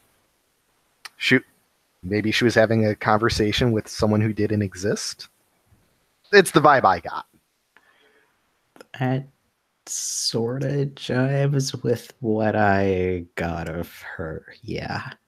Hey, so you saw a similar thing.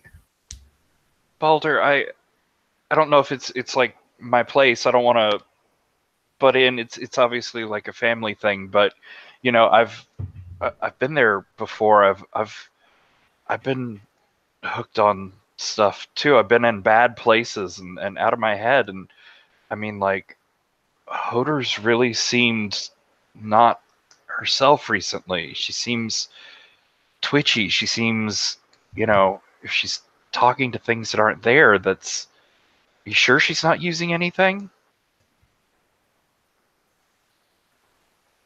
I mean, it doesn't even have to be substances. So, I mean, let's face it, she was in a terrible position with Nixie. Nixie,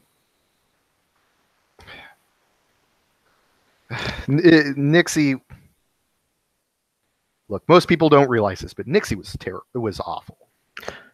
And Baldr's like, I'm not talking to you about that, and I'm going to shut you down. But I'm not, because I am toasty. So yeah, what does it look like as you're trying to shut him down? Damn it. Baldr sort of almost has a backbone for a second. He's standing very straight and everything, like, no, I stand for this. I believe in this, and he's glowing with internal light, and it would be really inspiring if I rolled more than a 7. But it's just sort of an immediate from the, tell me everything to, nope, we're shutting down here. Was that a 7 before or after your stats? After my stats. Okay, so you do shut me down.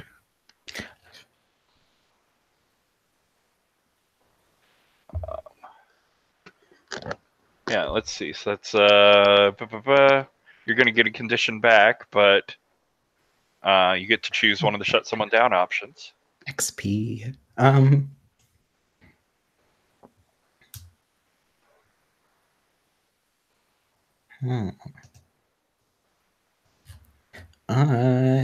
gonna say that they lose a string on me. I don't have any strings on you. You do on your sheet. I thought I spent it. Oh, okay. Your name there is just a placeholder. The Oh, number okay. is the actual number of strings. I get it now. Then, but if you I get chose a that string option, on you, Yeah. So I'm not buying what you're selling for the moment. And you like conditions. I'm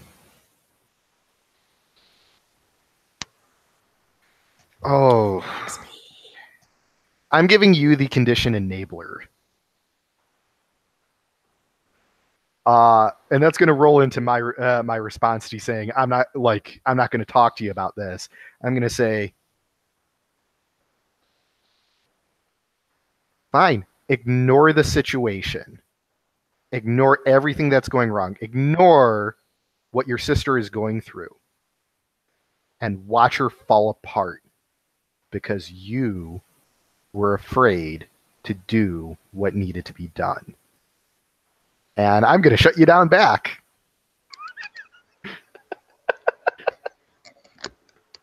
And I am absolutely tagging some of those conditions that you have. Such as enabler.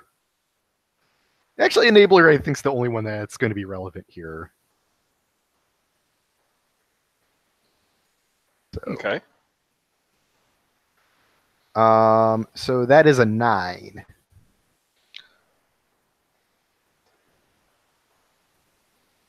I really wish you didn't take a string on me. It was self-defense. I mean, if you wanted to throw in like an insult on his appearance or something, you could add in that not that hot. Get yourself up to a 10. Maybe empty inside in that if he's not a good brother, what is he? Nice. It still leaves me in the same situation where I wish he didn't have a string on me. I'd spend a string to take it down, but I'm not letting you get strings on me this easily. Yeah, I'll strip that string away. Because that's likely the only way I'm getting strings from you is by shutting you down when you have none on me.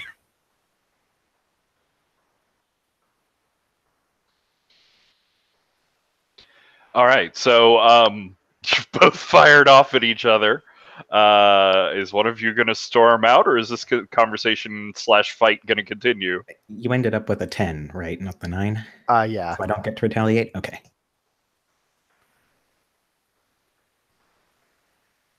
Yeah, Baldr, you just got called out. What do you do? Don't pretend like you care, and I'm just going to turn and leave. All right. There's beautiful, tempting things, and you are in the middle of Faust's sort of place of power, so I think that might take her a run away.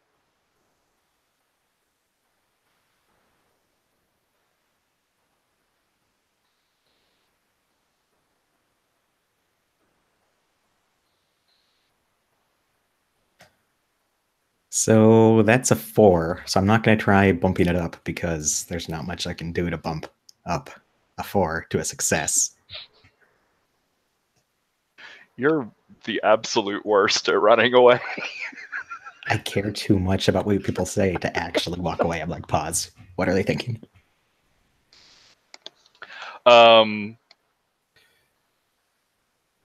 Yeah, I'm gonna go ahead and give Faust a string on you there, as you go to storm out, and you just, I mean, you can't bring yourself to leave. Like that drum kit, you keep seeing other things that are beautiful, and you really are worried about your sister. Like, at least Faust is showing some sort of interest in trying to help her.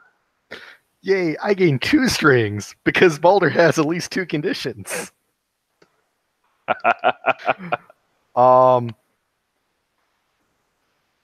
Yeah, if it's okay, like I'm okay ending the scene, but I do think Faust, like, since Baldr's not able to just leave, Faust would respond. I think, like, while you're like trying to come up with it, I think I like grab you by the shoulder and it's like, do you think this is a joke to me? Do you think that when I say I'm worried about my fellow Pantheon member, I'm saying it just for shits and giggles?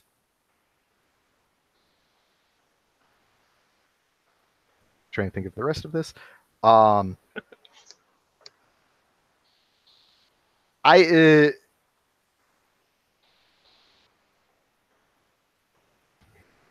Sorry, I didn't think that this would be happening. That's fine. When I say something matters, I will do whatever the fuck I need to protect it. You better learn to do the same if you ever loved your sister. Ow. I think I might throw up harm in there as well for you, Baldr. I was about to say, did you take harm? Because if I study you with wide eyes, I steal one of your moves. And I'm doing it. Oh, awesome. I have fun moves. And it doesn't even have to be a move that's on your sheet. I just get to pick any of the worm moves. So I'm going to go do that. Cool. Oh, I'm excited to see what that looks like.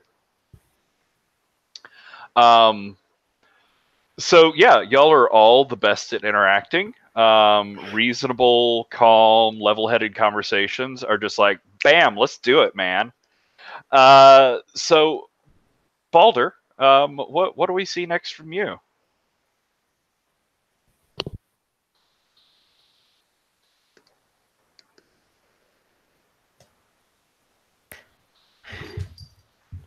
Go away, cat. You're not involved in this scene. I kind of feel like I kind of have to go talk to Hödr again, although we already had a scene together. I don't want to be like too grabbing stuff, but also talking to PCs is good.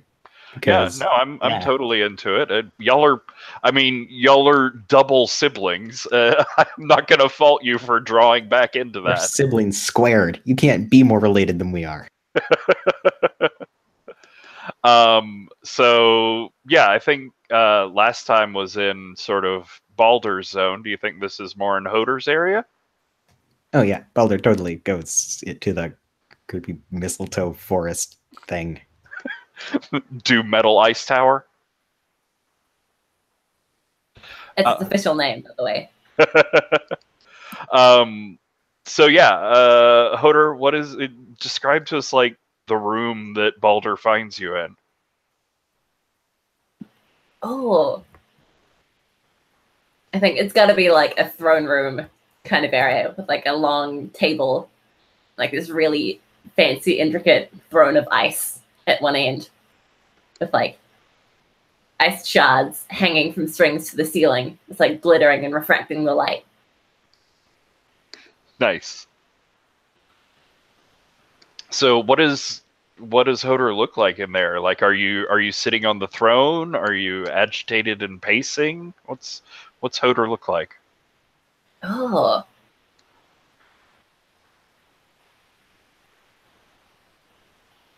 It's got to be just jamming on the drums off in the corner on like a slightly raised stage area. Amazing. Do you think you have like the ice sculpture sort of dance going on around you? I think it's probably just like the ice around is cracking and not reforming. Just getting it all out.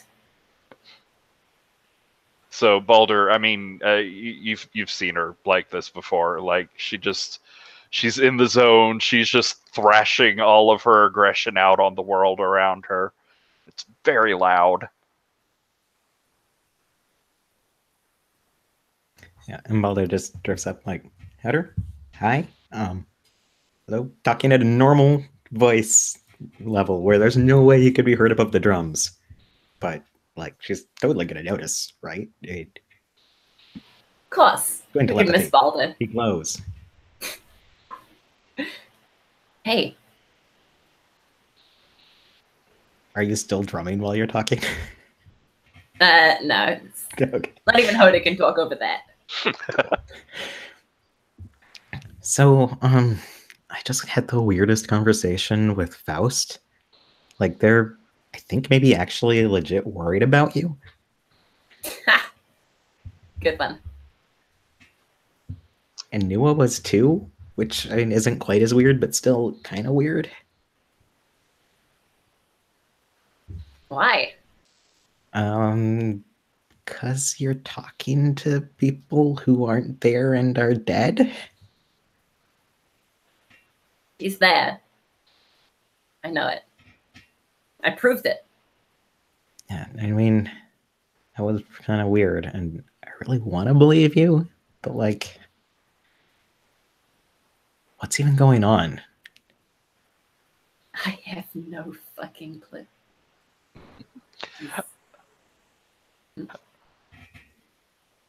I wanted to say, Hödr, I think you do have strings on Baldr. So you've tried moves, but if you wanted to, you could just spend a string to offer Ryan an XP to believe you at this point. Oh. You know what? I like it. All right. I'll so, a string. Like, how do you, like, crack or break down, or how do you, like, get through to that sibling emotional level where he's just gonna believe you no matter what here, even if he doesn't quite understand or believe it himself? You gotta bring up the past, right? Lovely. And say, like, look, after all we've been through together, ever since this whole God thing started, we've both known Nyx. We've both known what kind of person she was and why we did what we did. You were there with me. Do you really think that she'd just leave it at that? It was always a pipe dream, and this is just the outcome. Please. And you see Baldr, this isn't Hödr, this isn't weird god stuff. This is just also just like staring at you like, please just say you believe me sort of thing. I'm taking the XP, but also that ties perfectly into the move that I wanted to take, but wasn't sure would ever come up. So nice. I'm taking transference, which means when I listen with my confessional eyes wholeheartedly to your struggles, you clear one harm and then give the rest to me because I will do your emotional labor and it will hurt me. So you can clear a harm if you want. For telling me everything that's wrong. I'll clear a harm and I have none to give to you. Yay, you're the best sibling. So yeah, Baldr, what does that look like as you decide to believe her, give up on disbelieving her? What do we see? I think we see that just sort of full attention like you gave to January earlier, where like his entire being is about listening to you in this moment. And he doesn't exist beyond that almost. And just very open and welcoming. And you want to tell him everything that's wrong. And he believes in you wholeheartedly, because how could he not?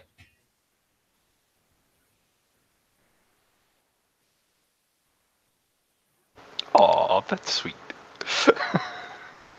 That's totally healthy. So yeah, Hödr, you have someone that believes you, said that they believed you. Yeah, I think he says, you know, it's weird, but yeah, I believe you. Of course I believe you. Thank you. Thank you, really. I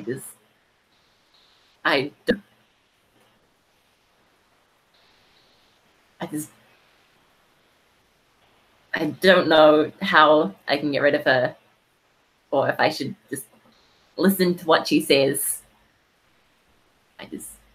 What do I do? Oh, what's she saying? She says I have to find the fake.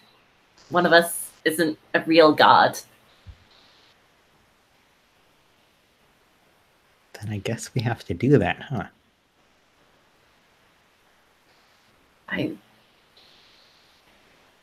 you want to listen to her? I mean, tried ignoring her and that didn't work. Maybe we should try listening. I mean, I don't know. This is all really out of my depth, okay? Yeah. Yeah, I know.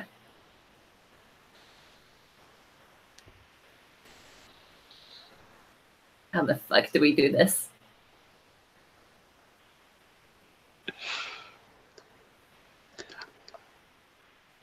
I could definitely see if you mechanically want to reach out there.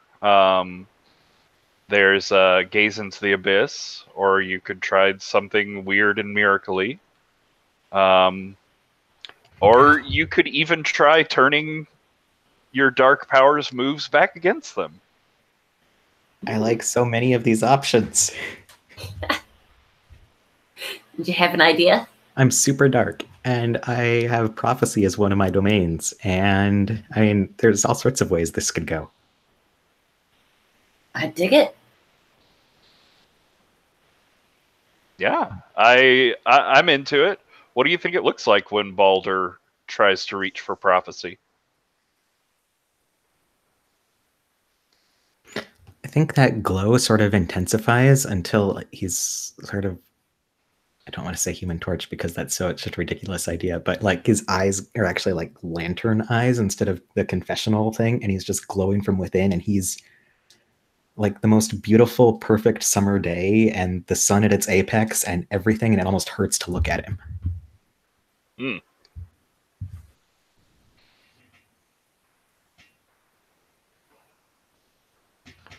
So yeah, what do you want to go for Gaze into the Abyss or Miracle?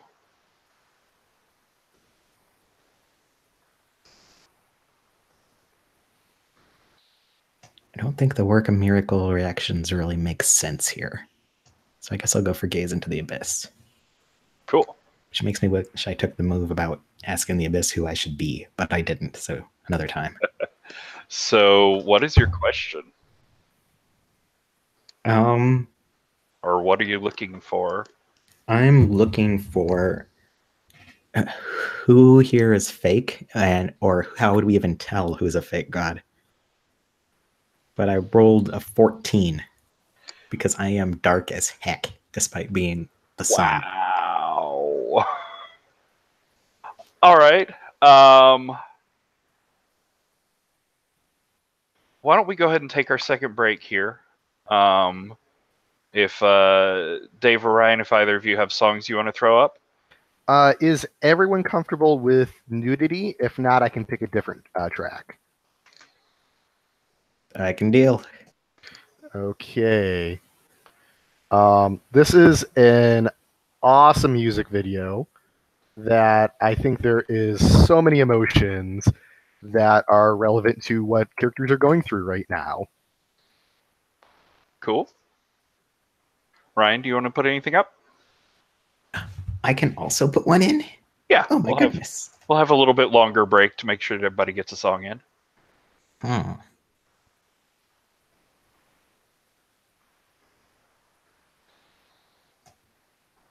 I'm torn because I had two that I was going to pick one depending upon which seemed most appropriate in the moment, but everything seems appropriate right now. Maybe I'll go for a completely different option. Fine, I'm going to go for the cop-out just so I can find the link. Cool.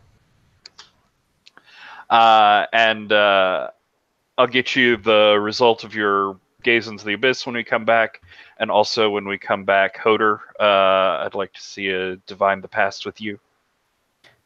So for my song, I'm cheating because Patrick said he wasn't going to put up any music videos, and I'm picking one that he gave to me because I'm making him do all my work. Sort of like Baldr saying, what do you want me to be? I'll be anything. And this song has a nifty music video, which is completely irrelevant to the context here. Awesome. All right. Let's take about 10 minutes here. We'll be back right on the hour, a minute or two after, depending on how long these songs take. Enjoy. We'll see you on the other side.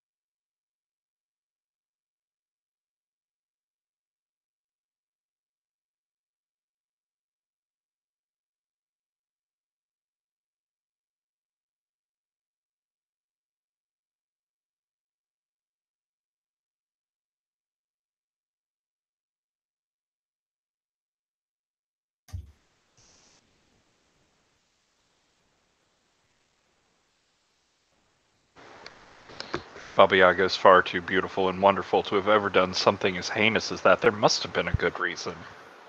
Well, I mean, it was killing Eris, so, you know. So cruel, David. Faust isn't the nicest person. Really? No way. Huh. Hey, she takes care of people who she's supposed to take care of. I'm sorry, they are supposed to take care of.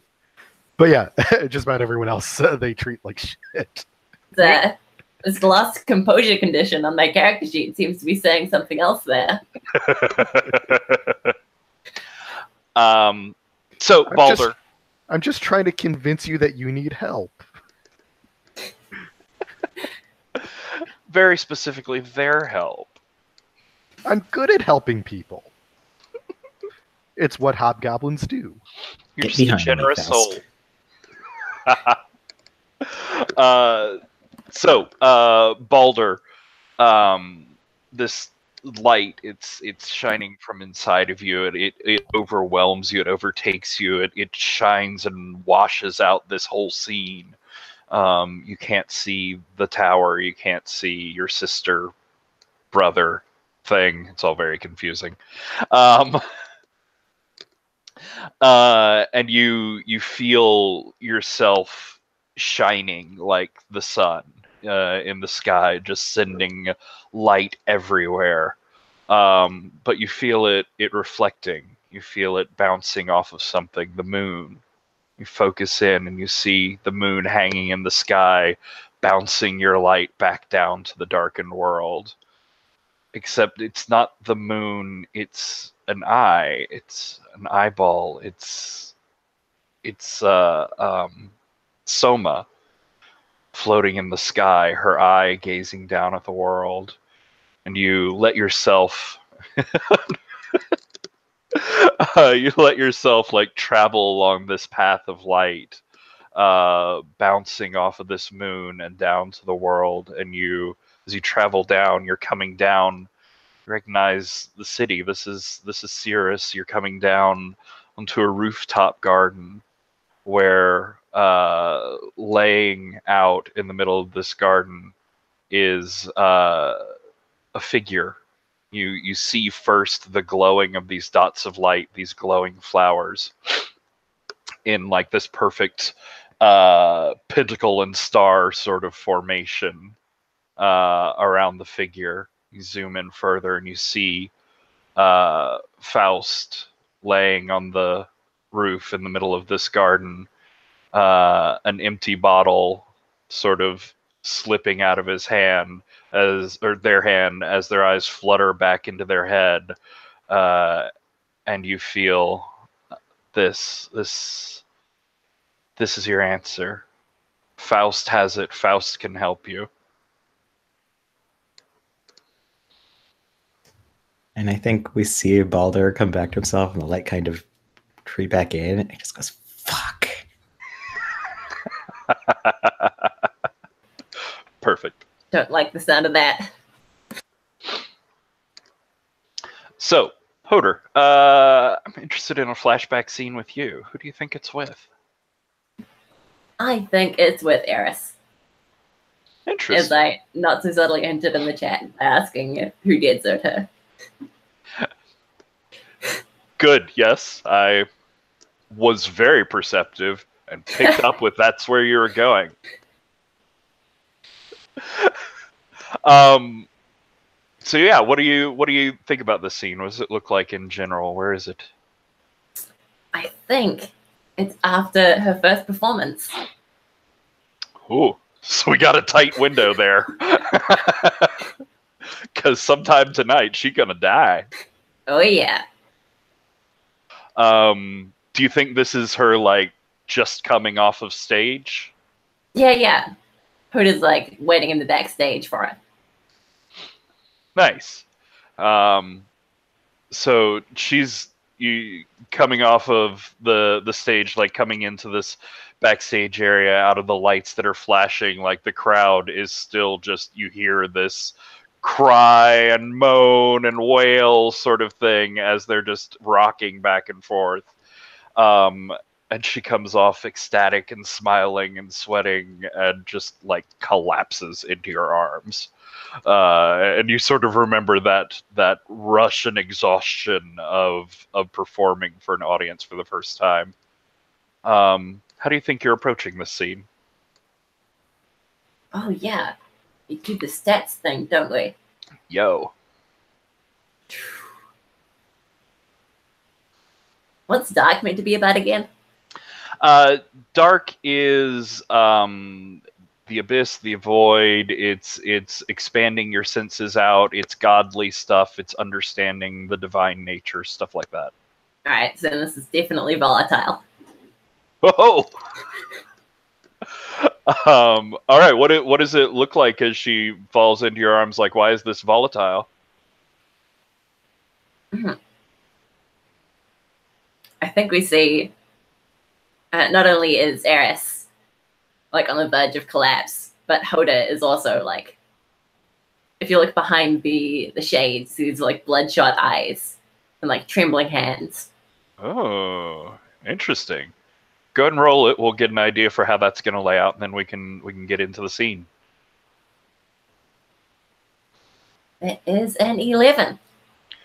Ooh, so you're definitely going to come out on top here. So yeah, she's collapsing down into you're sort of bloodshot and weak. What do you say? What happens here? Gotta break the ice with like a, hey, nice performance out there. Yeah, can you hear them? Oh my God, I can still feel them. They're all inside my head. It's a real rush. I just wanted to ask you something. What is it about? I'm sorry. I'm just what? What do you want to know? Why'd you do it? What? Why'd you kill Yor? And like she stiffens. She pushes back away from you. I've told y'all before. I don't want to talk about that. That's. Please, I need to know. Why? What was he to you? I mean, was he something to you? No, I barely knew him, but please could you just tell me? He made me promise not to tell anyone. Well, I need you to break that promise. He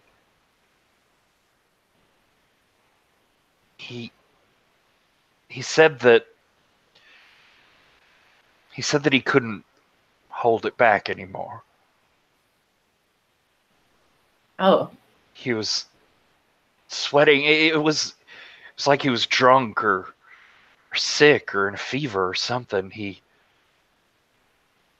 I just found him and he was glowing. He said that there was too much, that he couldn't hold back the time anymore. And I mean, I know y'all all said that he never did, but he performed, he sang. And it was beautiful. And then, I don't know, the building started shaking, the sky cracked open, there was fire, there was meteors. Never understood why no one else saw it. But I had to stop him. I had to end it. He was going to destroy. He thanked me for it before he died. How fucked up is that? Not at all. He did good. What? Good. I mean, that's what? My legacy as a god? Is that what I'm here for? Is just to destroy and end things? You saved us. I'm sure. No, I know. That's what Joel wanted. You did good. So please just run.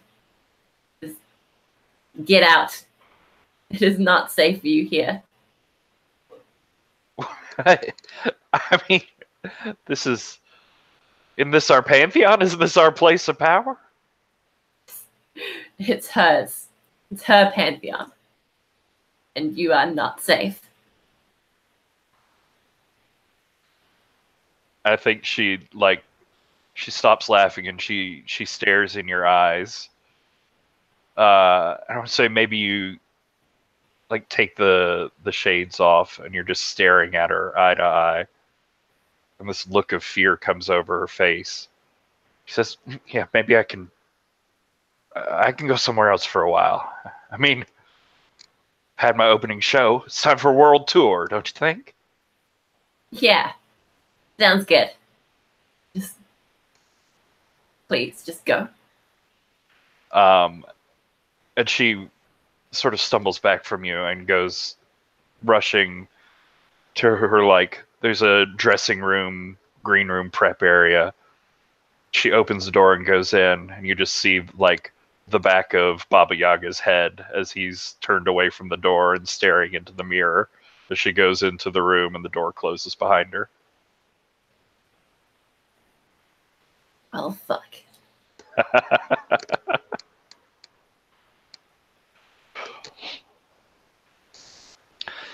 So, I think we're going to have one more scene here, and then we'll wrap up for the evening. But Faust, you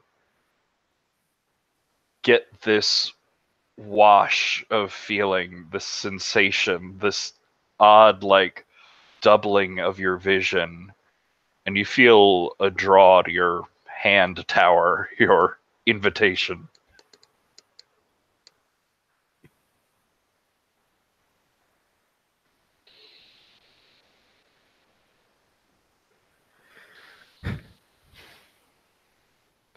Yeah, I think I'm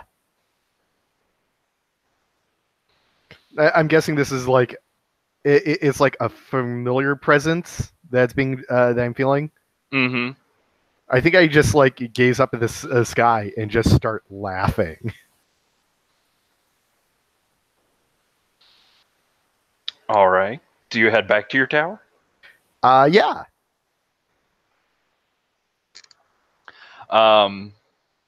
You come in, you find I don't know, what does it look like on the inside? I know it's a big stone hand.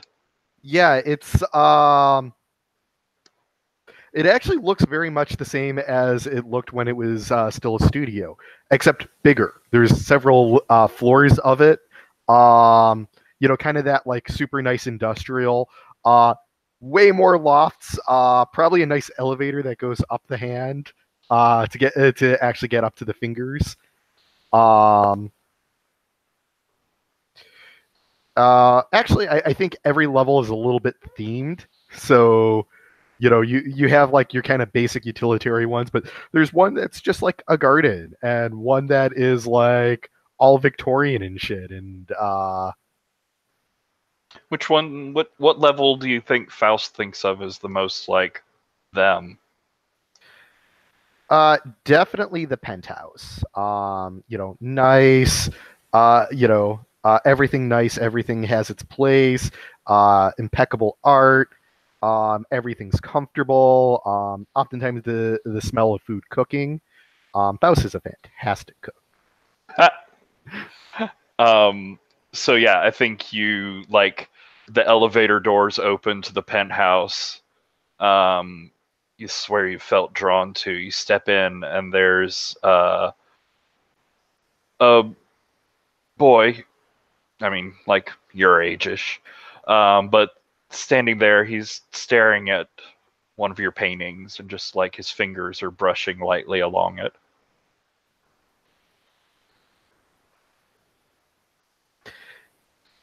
It really is a lovely piece. You have immaculate taste. I've had a little bit of time to refine them.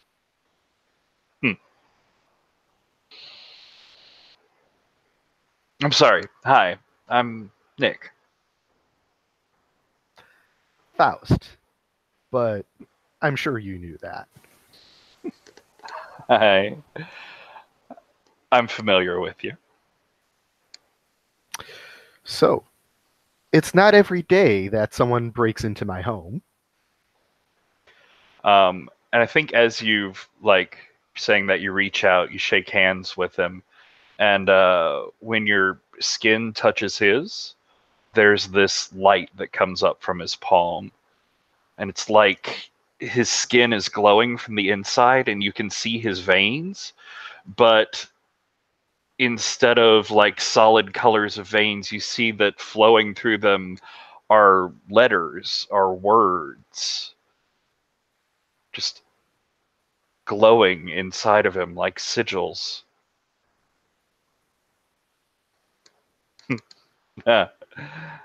Forgot what that felt like. Interesting. Well, aren't you the special one? Tell me, have you discovered your other name yet?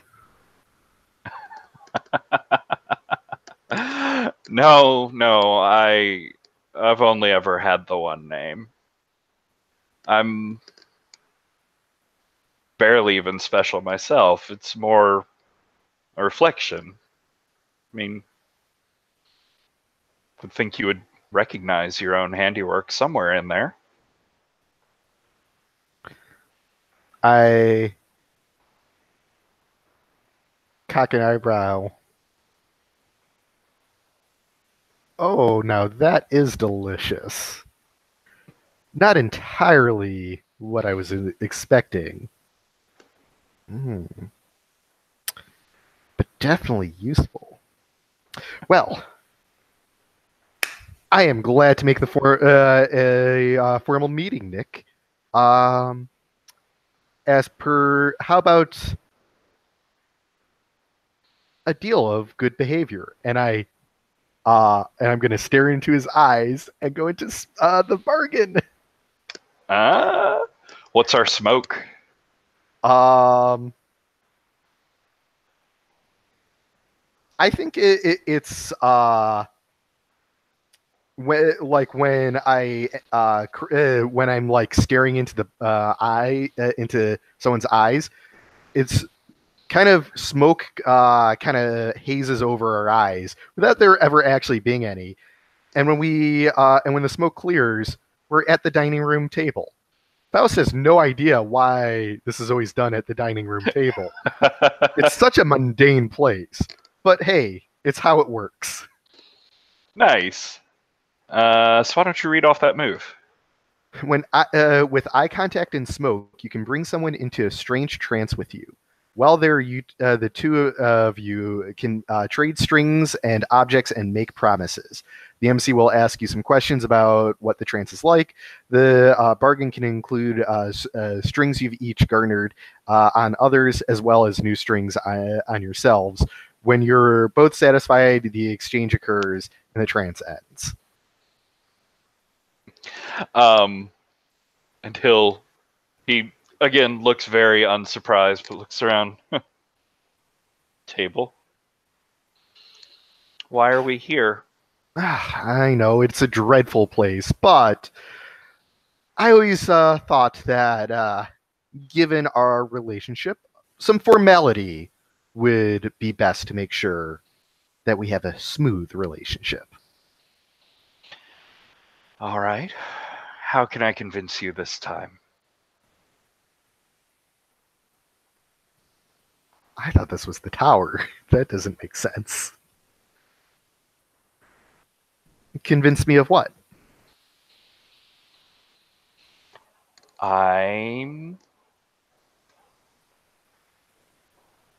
Here to talk you out of searching for Oberon.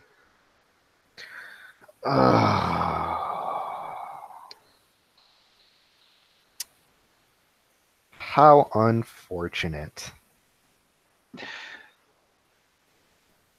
Do you know why you're so obsessed with him? Because he's mine. You've never met him. It's like you've never met me. Am Of course I I have. yours? Well,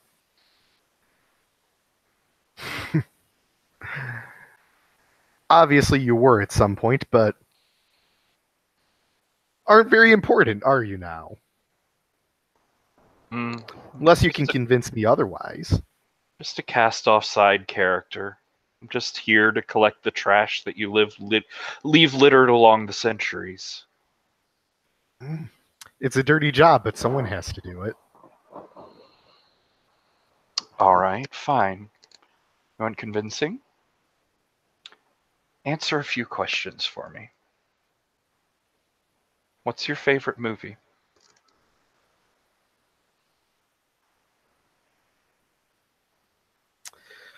I'm partial to The Train.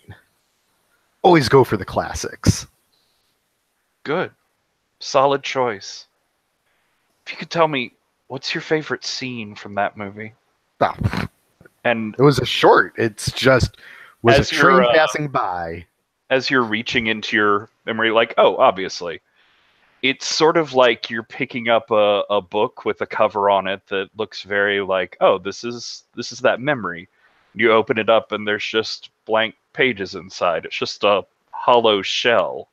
Oh, I actually specifically chose a movie from like the very first part of cinema. The train was literally just a shot of a train passing by the camera. You don't remember that. You just have this impression that that's your favorite movie for some reason. Okay. I was treating it as it was Puck's favorite movie.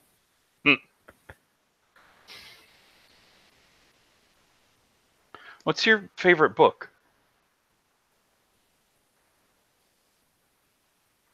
You are a poor guest. What's the matter? Can't remember the lead character's name?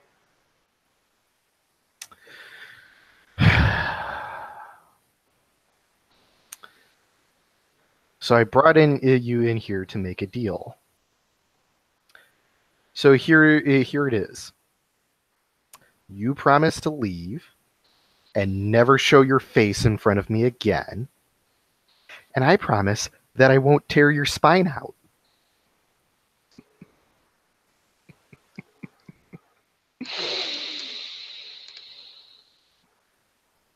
I'm not a problem you can beat up, Faust, he says with air quotes in his voice. I'm just an adjunct character. I'm just a story following along after its creator, but there's been too many people that have read this story for you to rip me apart.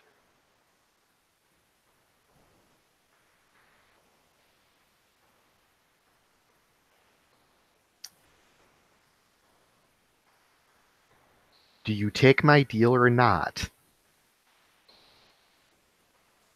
I think I'll take my chances. Very well. I think the ceremony ends, and I'm definitely doing a miracle where all the wiring comes out of the ceilings and walls and everything, and wraps up Nick. I think he'll go with it. He'll just be hanging there in the middle of the air in the middle of your apartment here. And he'll look down at you and say, well, I'm obviously not going anywhere. When you feel like you're done making an ass out of yourself, why don't we talk again?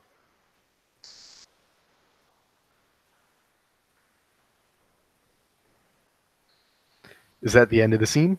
I think so. Okay. Faust is not normally violent. This guy really pissed her. He's laying down the smackdown. Holy shit. Oh, that's fun. Cool. I think we're gonna go ahead and end there for tonight. I'm excited to see where things go next time. Y'all are just the worst at talking to each other, and it's amazing.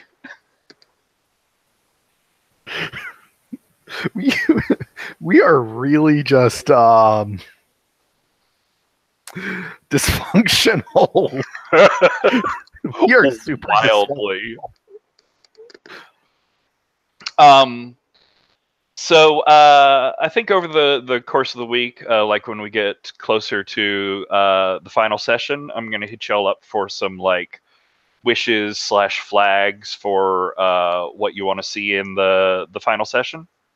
But for now, if people have a few minutes. Okay. I'd like to discuss those questions I'd sent you earlier. Theoretically, I have a phone around here somewhere. But I'm sort of interested, and it can be as brief or as in-depth as you want to go with it. But I'm interested in what you see this setup, this approach to Monsterhearts, the wicked and divineness of it all, as being different from Monsterhearts. Like, what does it do differently?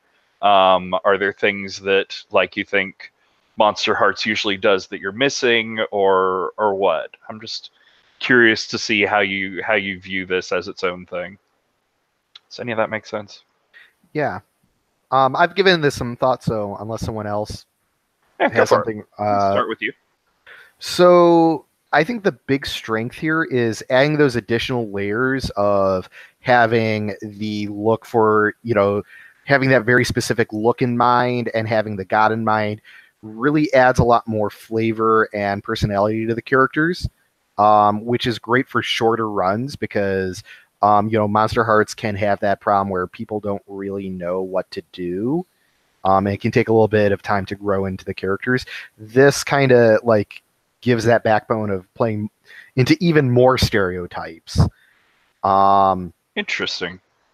I think the weakness is that it's still a little hard to make the moves relevant. And I think as you progress with this and do it more and more, I think you probably just need to overhaul all the moves and all the playbooks to really fit what you're trying to do, which isn't necessarily a bad thing and not something that like needs to happen like tomorrow. But that's my impression of where I think what direction I think you'll likely need to go with doing this. That's interesting. Does that feeling extend to basic moves with you? Yeah. So is there anything like in particular that you reach for, or is there just this void of like, I feel like things should be a little different? I mean, it kind of feels like most of the time we're turning people on and shutting people down, which are super common in Monsterhearts. Don't get me wrong, but everything else kind of feels like it falls to the wayside, or just is like a, hey, you're stuck in the situation, so I think you need to do it. But actually, like pulling the characters into moves, those seem like the two that actually seems to stick. And I mean, this last game we did a lot of lashing out, but we had a very violent game. We certainly made some good use of it last time, but yeah, I don't think it's the move itself that was compelling us to do it. It was just that we had so many violent people. Cool. Do you have anything else to add there?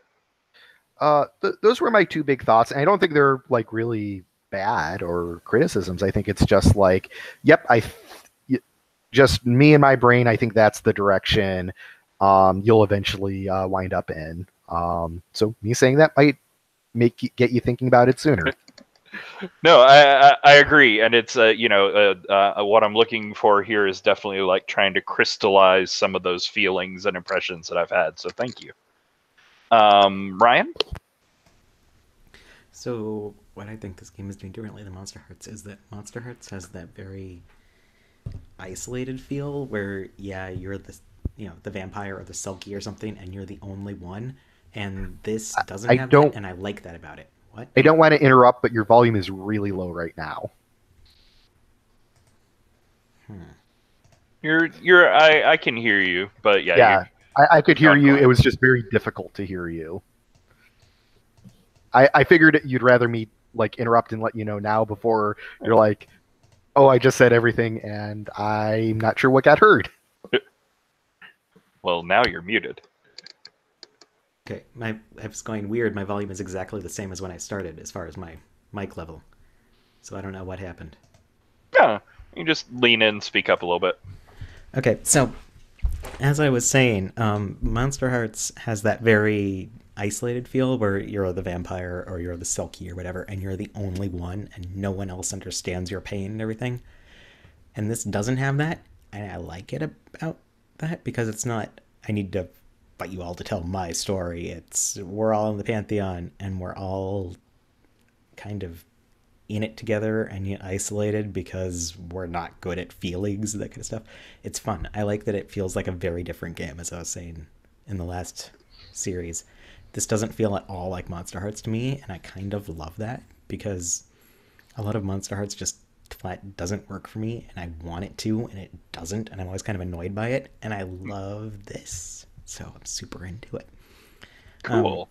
I guess the thing about Monsterhearts that I miss is that monstrousness, because I still keep going, I wish there was a game where you played, the ghost or something, and I didn't come away feeling like it just didn't work. And this isn't that game, and that's fine. I just wish there was a different game that did work for me where I was the ghost. And I didn't come away going, but that's not what I wanted, and I just don't like it. Because you wanting, like, is it like more tragedy or harder storylines, or no, I feel like Monsterhearts, vanilla, I guess, leans very hard into you're teenagers and it's all very sexy and all you do is sex, and I just cannot relate. And I feel like this has more range because it's got more god moves and stuff. It's like, yeah, divinity wants to be done and you're gonna do it, and I got the you. sex moves feel kind of irrelevant at times, which works for me because I've been in Monsterhearts games where they just never came up and it felt like we were ignoring half the game, and here it doesn't feel like that. It sort of feels like a tacked on thing that we don't really need, which I like because that's one of the parts of Monsterhearts that just doesn't work for me at all. Okay, interesting. You have anything else you want to add in there?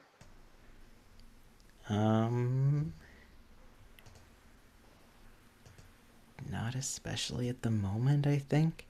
Okay. I feel like a lot of the moves work pretty well, except for some of the ones that I just never see come up in Monsterhearts or here or whatever. Like, Gaze into the Abyss, I've never seen anyone do in a game ever. So I was pushing it here just to be like, so let's do that because this move exists and I feel like it's kind of useless. So I'm going to do it. And I did it. And I still feel like, I don't really know why it's there, but I did it. Whatever. I always feel a little bit bad for the dark stat in Monsterhearts. Yeah, in the first game I didn't take it at all because I was like, well, dark is obviously the dump stat. It's totally useless. And then it was the performance stat, and I was like, well, Opep sucks at performing. Whatever. Haha, I can change things up on you. Cool.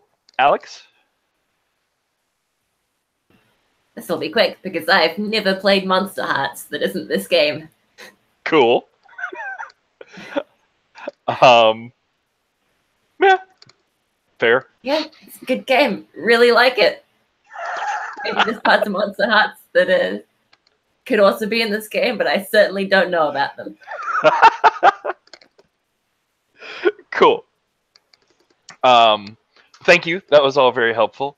And my second question was, and I've talked about it before, but the idea of using, like, I'm tending to go for musical inspiration and video inspiration and, like, artistic inspiration off of things that are, I mean, I certainly don't think I have the monopoly on finding YouTube artists out there, but they're the ones that speak to me. And, I chose them less for like how culturally impactful are they and more for how much can I use them to spark inspiration for scenes in myself, and hoping to sort of like echo that ethos out into the game. But like I said, and we've talked about, one of the big parts of Monsterhearts is that like universal appeal. Like these pop icons really have shaped society as we know it. Do you mean wicked when you say Monsterhearts? A little bit. Shut up, you and your stupid correct words. Yes, the wicked very much goes for the like A-list big players. And I was just wondering your thoughts on the sort of comparison there. So I like having the flexibility there, of doing what you want. However, I think one of the opportunities that you may have as you're designing up this game is if you're cutting out, the themes of being a werewolf and being a vampire and all of that, you get to instill new themes. So instead of being the werewolf, you can be like the raver or the techno or the grunge rocker. And that might be a way of bringing back those idols back into the feel of the game. That's cool. So like focusing it around artistic or musical movements as the pop royalty of culture rather than the particular specific artists inside those movements. Well, so obviously Monsterhearts, like the vampire is Dracula, and the werewolf is the classic werewolf, and so like that. There's no reason why you couldn't just say the techno is obviously Daft Punk, because that's what Woden was. Mm-hmm. Or the rebel, yeah, you could just put like a someone who looks very Bowie-ish there, and it's like, yes, that and that's just gets people into the, okay, yeah, this is like it helps be that spark for like generating what this character is all about. Cool. Yeah, and that could be an interesting way to like thematize the what would be the new playbooks, or new icons to base them around rather than like monster types. That's cool. Ryan, any thoughts on like big universal pop royalty versus this guy I found on YouTube last week? I sort of like that it's not universal pop royalty, just because, as I was saying to Lauren, or I think Lauren was saying to me, vice versa, we were talking about how most of the really iconic people that we're aware of were already taken in the comic, and we don't really have a new spin on them, because sure, I could play Prince, but Prince has been done, and done pretty well, and I have nothing to add. And for a lot of them, I'm like, I'm aware this is a person, and I can name 2 of their songs, but I don't really care all that much beyond there. And I'm going, yeah, sure, I could, with a lot of effort, make a new Bowie god. But it would be easier for me to just go, okay, I'm the god of screechy EDM. I'm not a specific one. Fine. I'm a snake. I bite your face. The end. And I like that a lot better, personally. Also, as I've bemoaned elsewhere and everywhere, Baphomet and the Morgan took a lot of the artists I care about, and like if you listen to the official playlist, there's all sorts of stuff in there. Like one of Baphomet's songs is just a random K-pop song, and I feel like there's room for a lot of things. And especially if you listen to the Wicked playlist, there's all kinds of stuff, and a lot of it isn't super obvious for the character. And I've kind of like tossing that thing in, like that Tara is a mix between Lady Gaga and Taylor Swift, where I'm like, okay, I can take this character and then put a totally different spin on, and then they dress in this completely unrelated way, and ta-da, a god. And which is such an insane crossover to take. All right, cool. Yeah, and I guess coming down to it, the not using top 40 artists makes sense to me because, like I said, I mean, My favorite is obviously the Walking Trash Fire Baphomet, and he's not a top 40 artist. He's sort of Andrew Eldritch, but with some sympathetic traits, which Andrew Eldritch doesn't have. It's true. And, yeah, he is one of the like less specific icon pulls. Yeah, and those are definitely the ones I prefer and actually know the music of better. And I like that there's room for that in here, because I was looking at top 40 lists and I was going, I don't know any of these people. Who are they? I am the same way with that, and I do appreciate using the, me being able to be like, yes, this is actually music I like, as opposed to, stuff that's ever been popular. Yeah, for the next Pantheon, I'm totally going to pull in just a full Pretentious Moi playlist and, like, Blackbird Orchestra and stuff, and you can't stop me. It's going to be obscure goth. Amazing. Alex? Yeah, I super dig the whole, like, trolling through YouTube to find songs aspect of it. Like, I knew so little about metal, and then I put together this playlist, and I'm like, oh, I can name, like, 5 metal bands now. Who'd have thunk it? Man, that is a fucking amazing playlist for not knowing anything about metal. It's so good. I don't either, but all of them were like, oh, these are things I can actually listen to. Oh, this actually fits in thematically. I see this character. Oh, nice.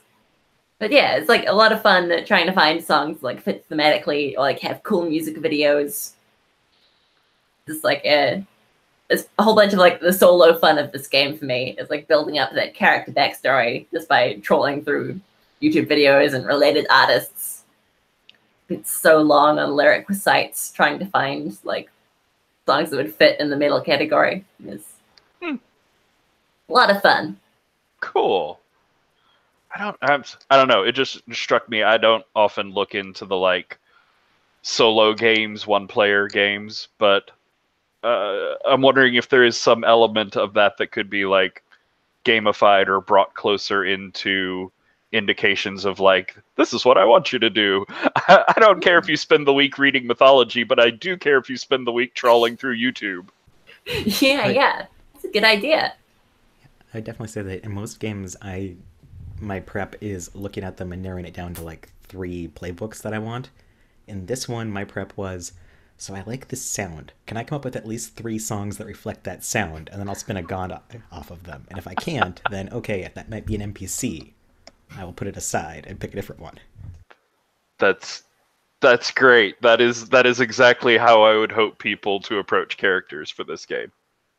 I will be honest. I spent about 2 weeks trying to figure out how I could work Blonde Redhead songs into a character all about making deals.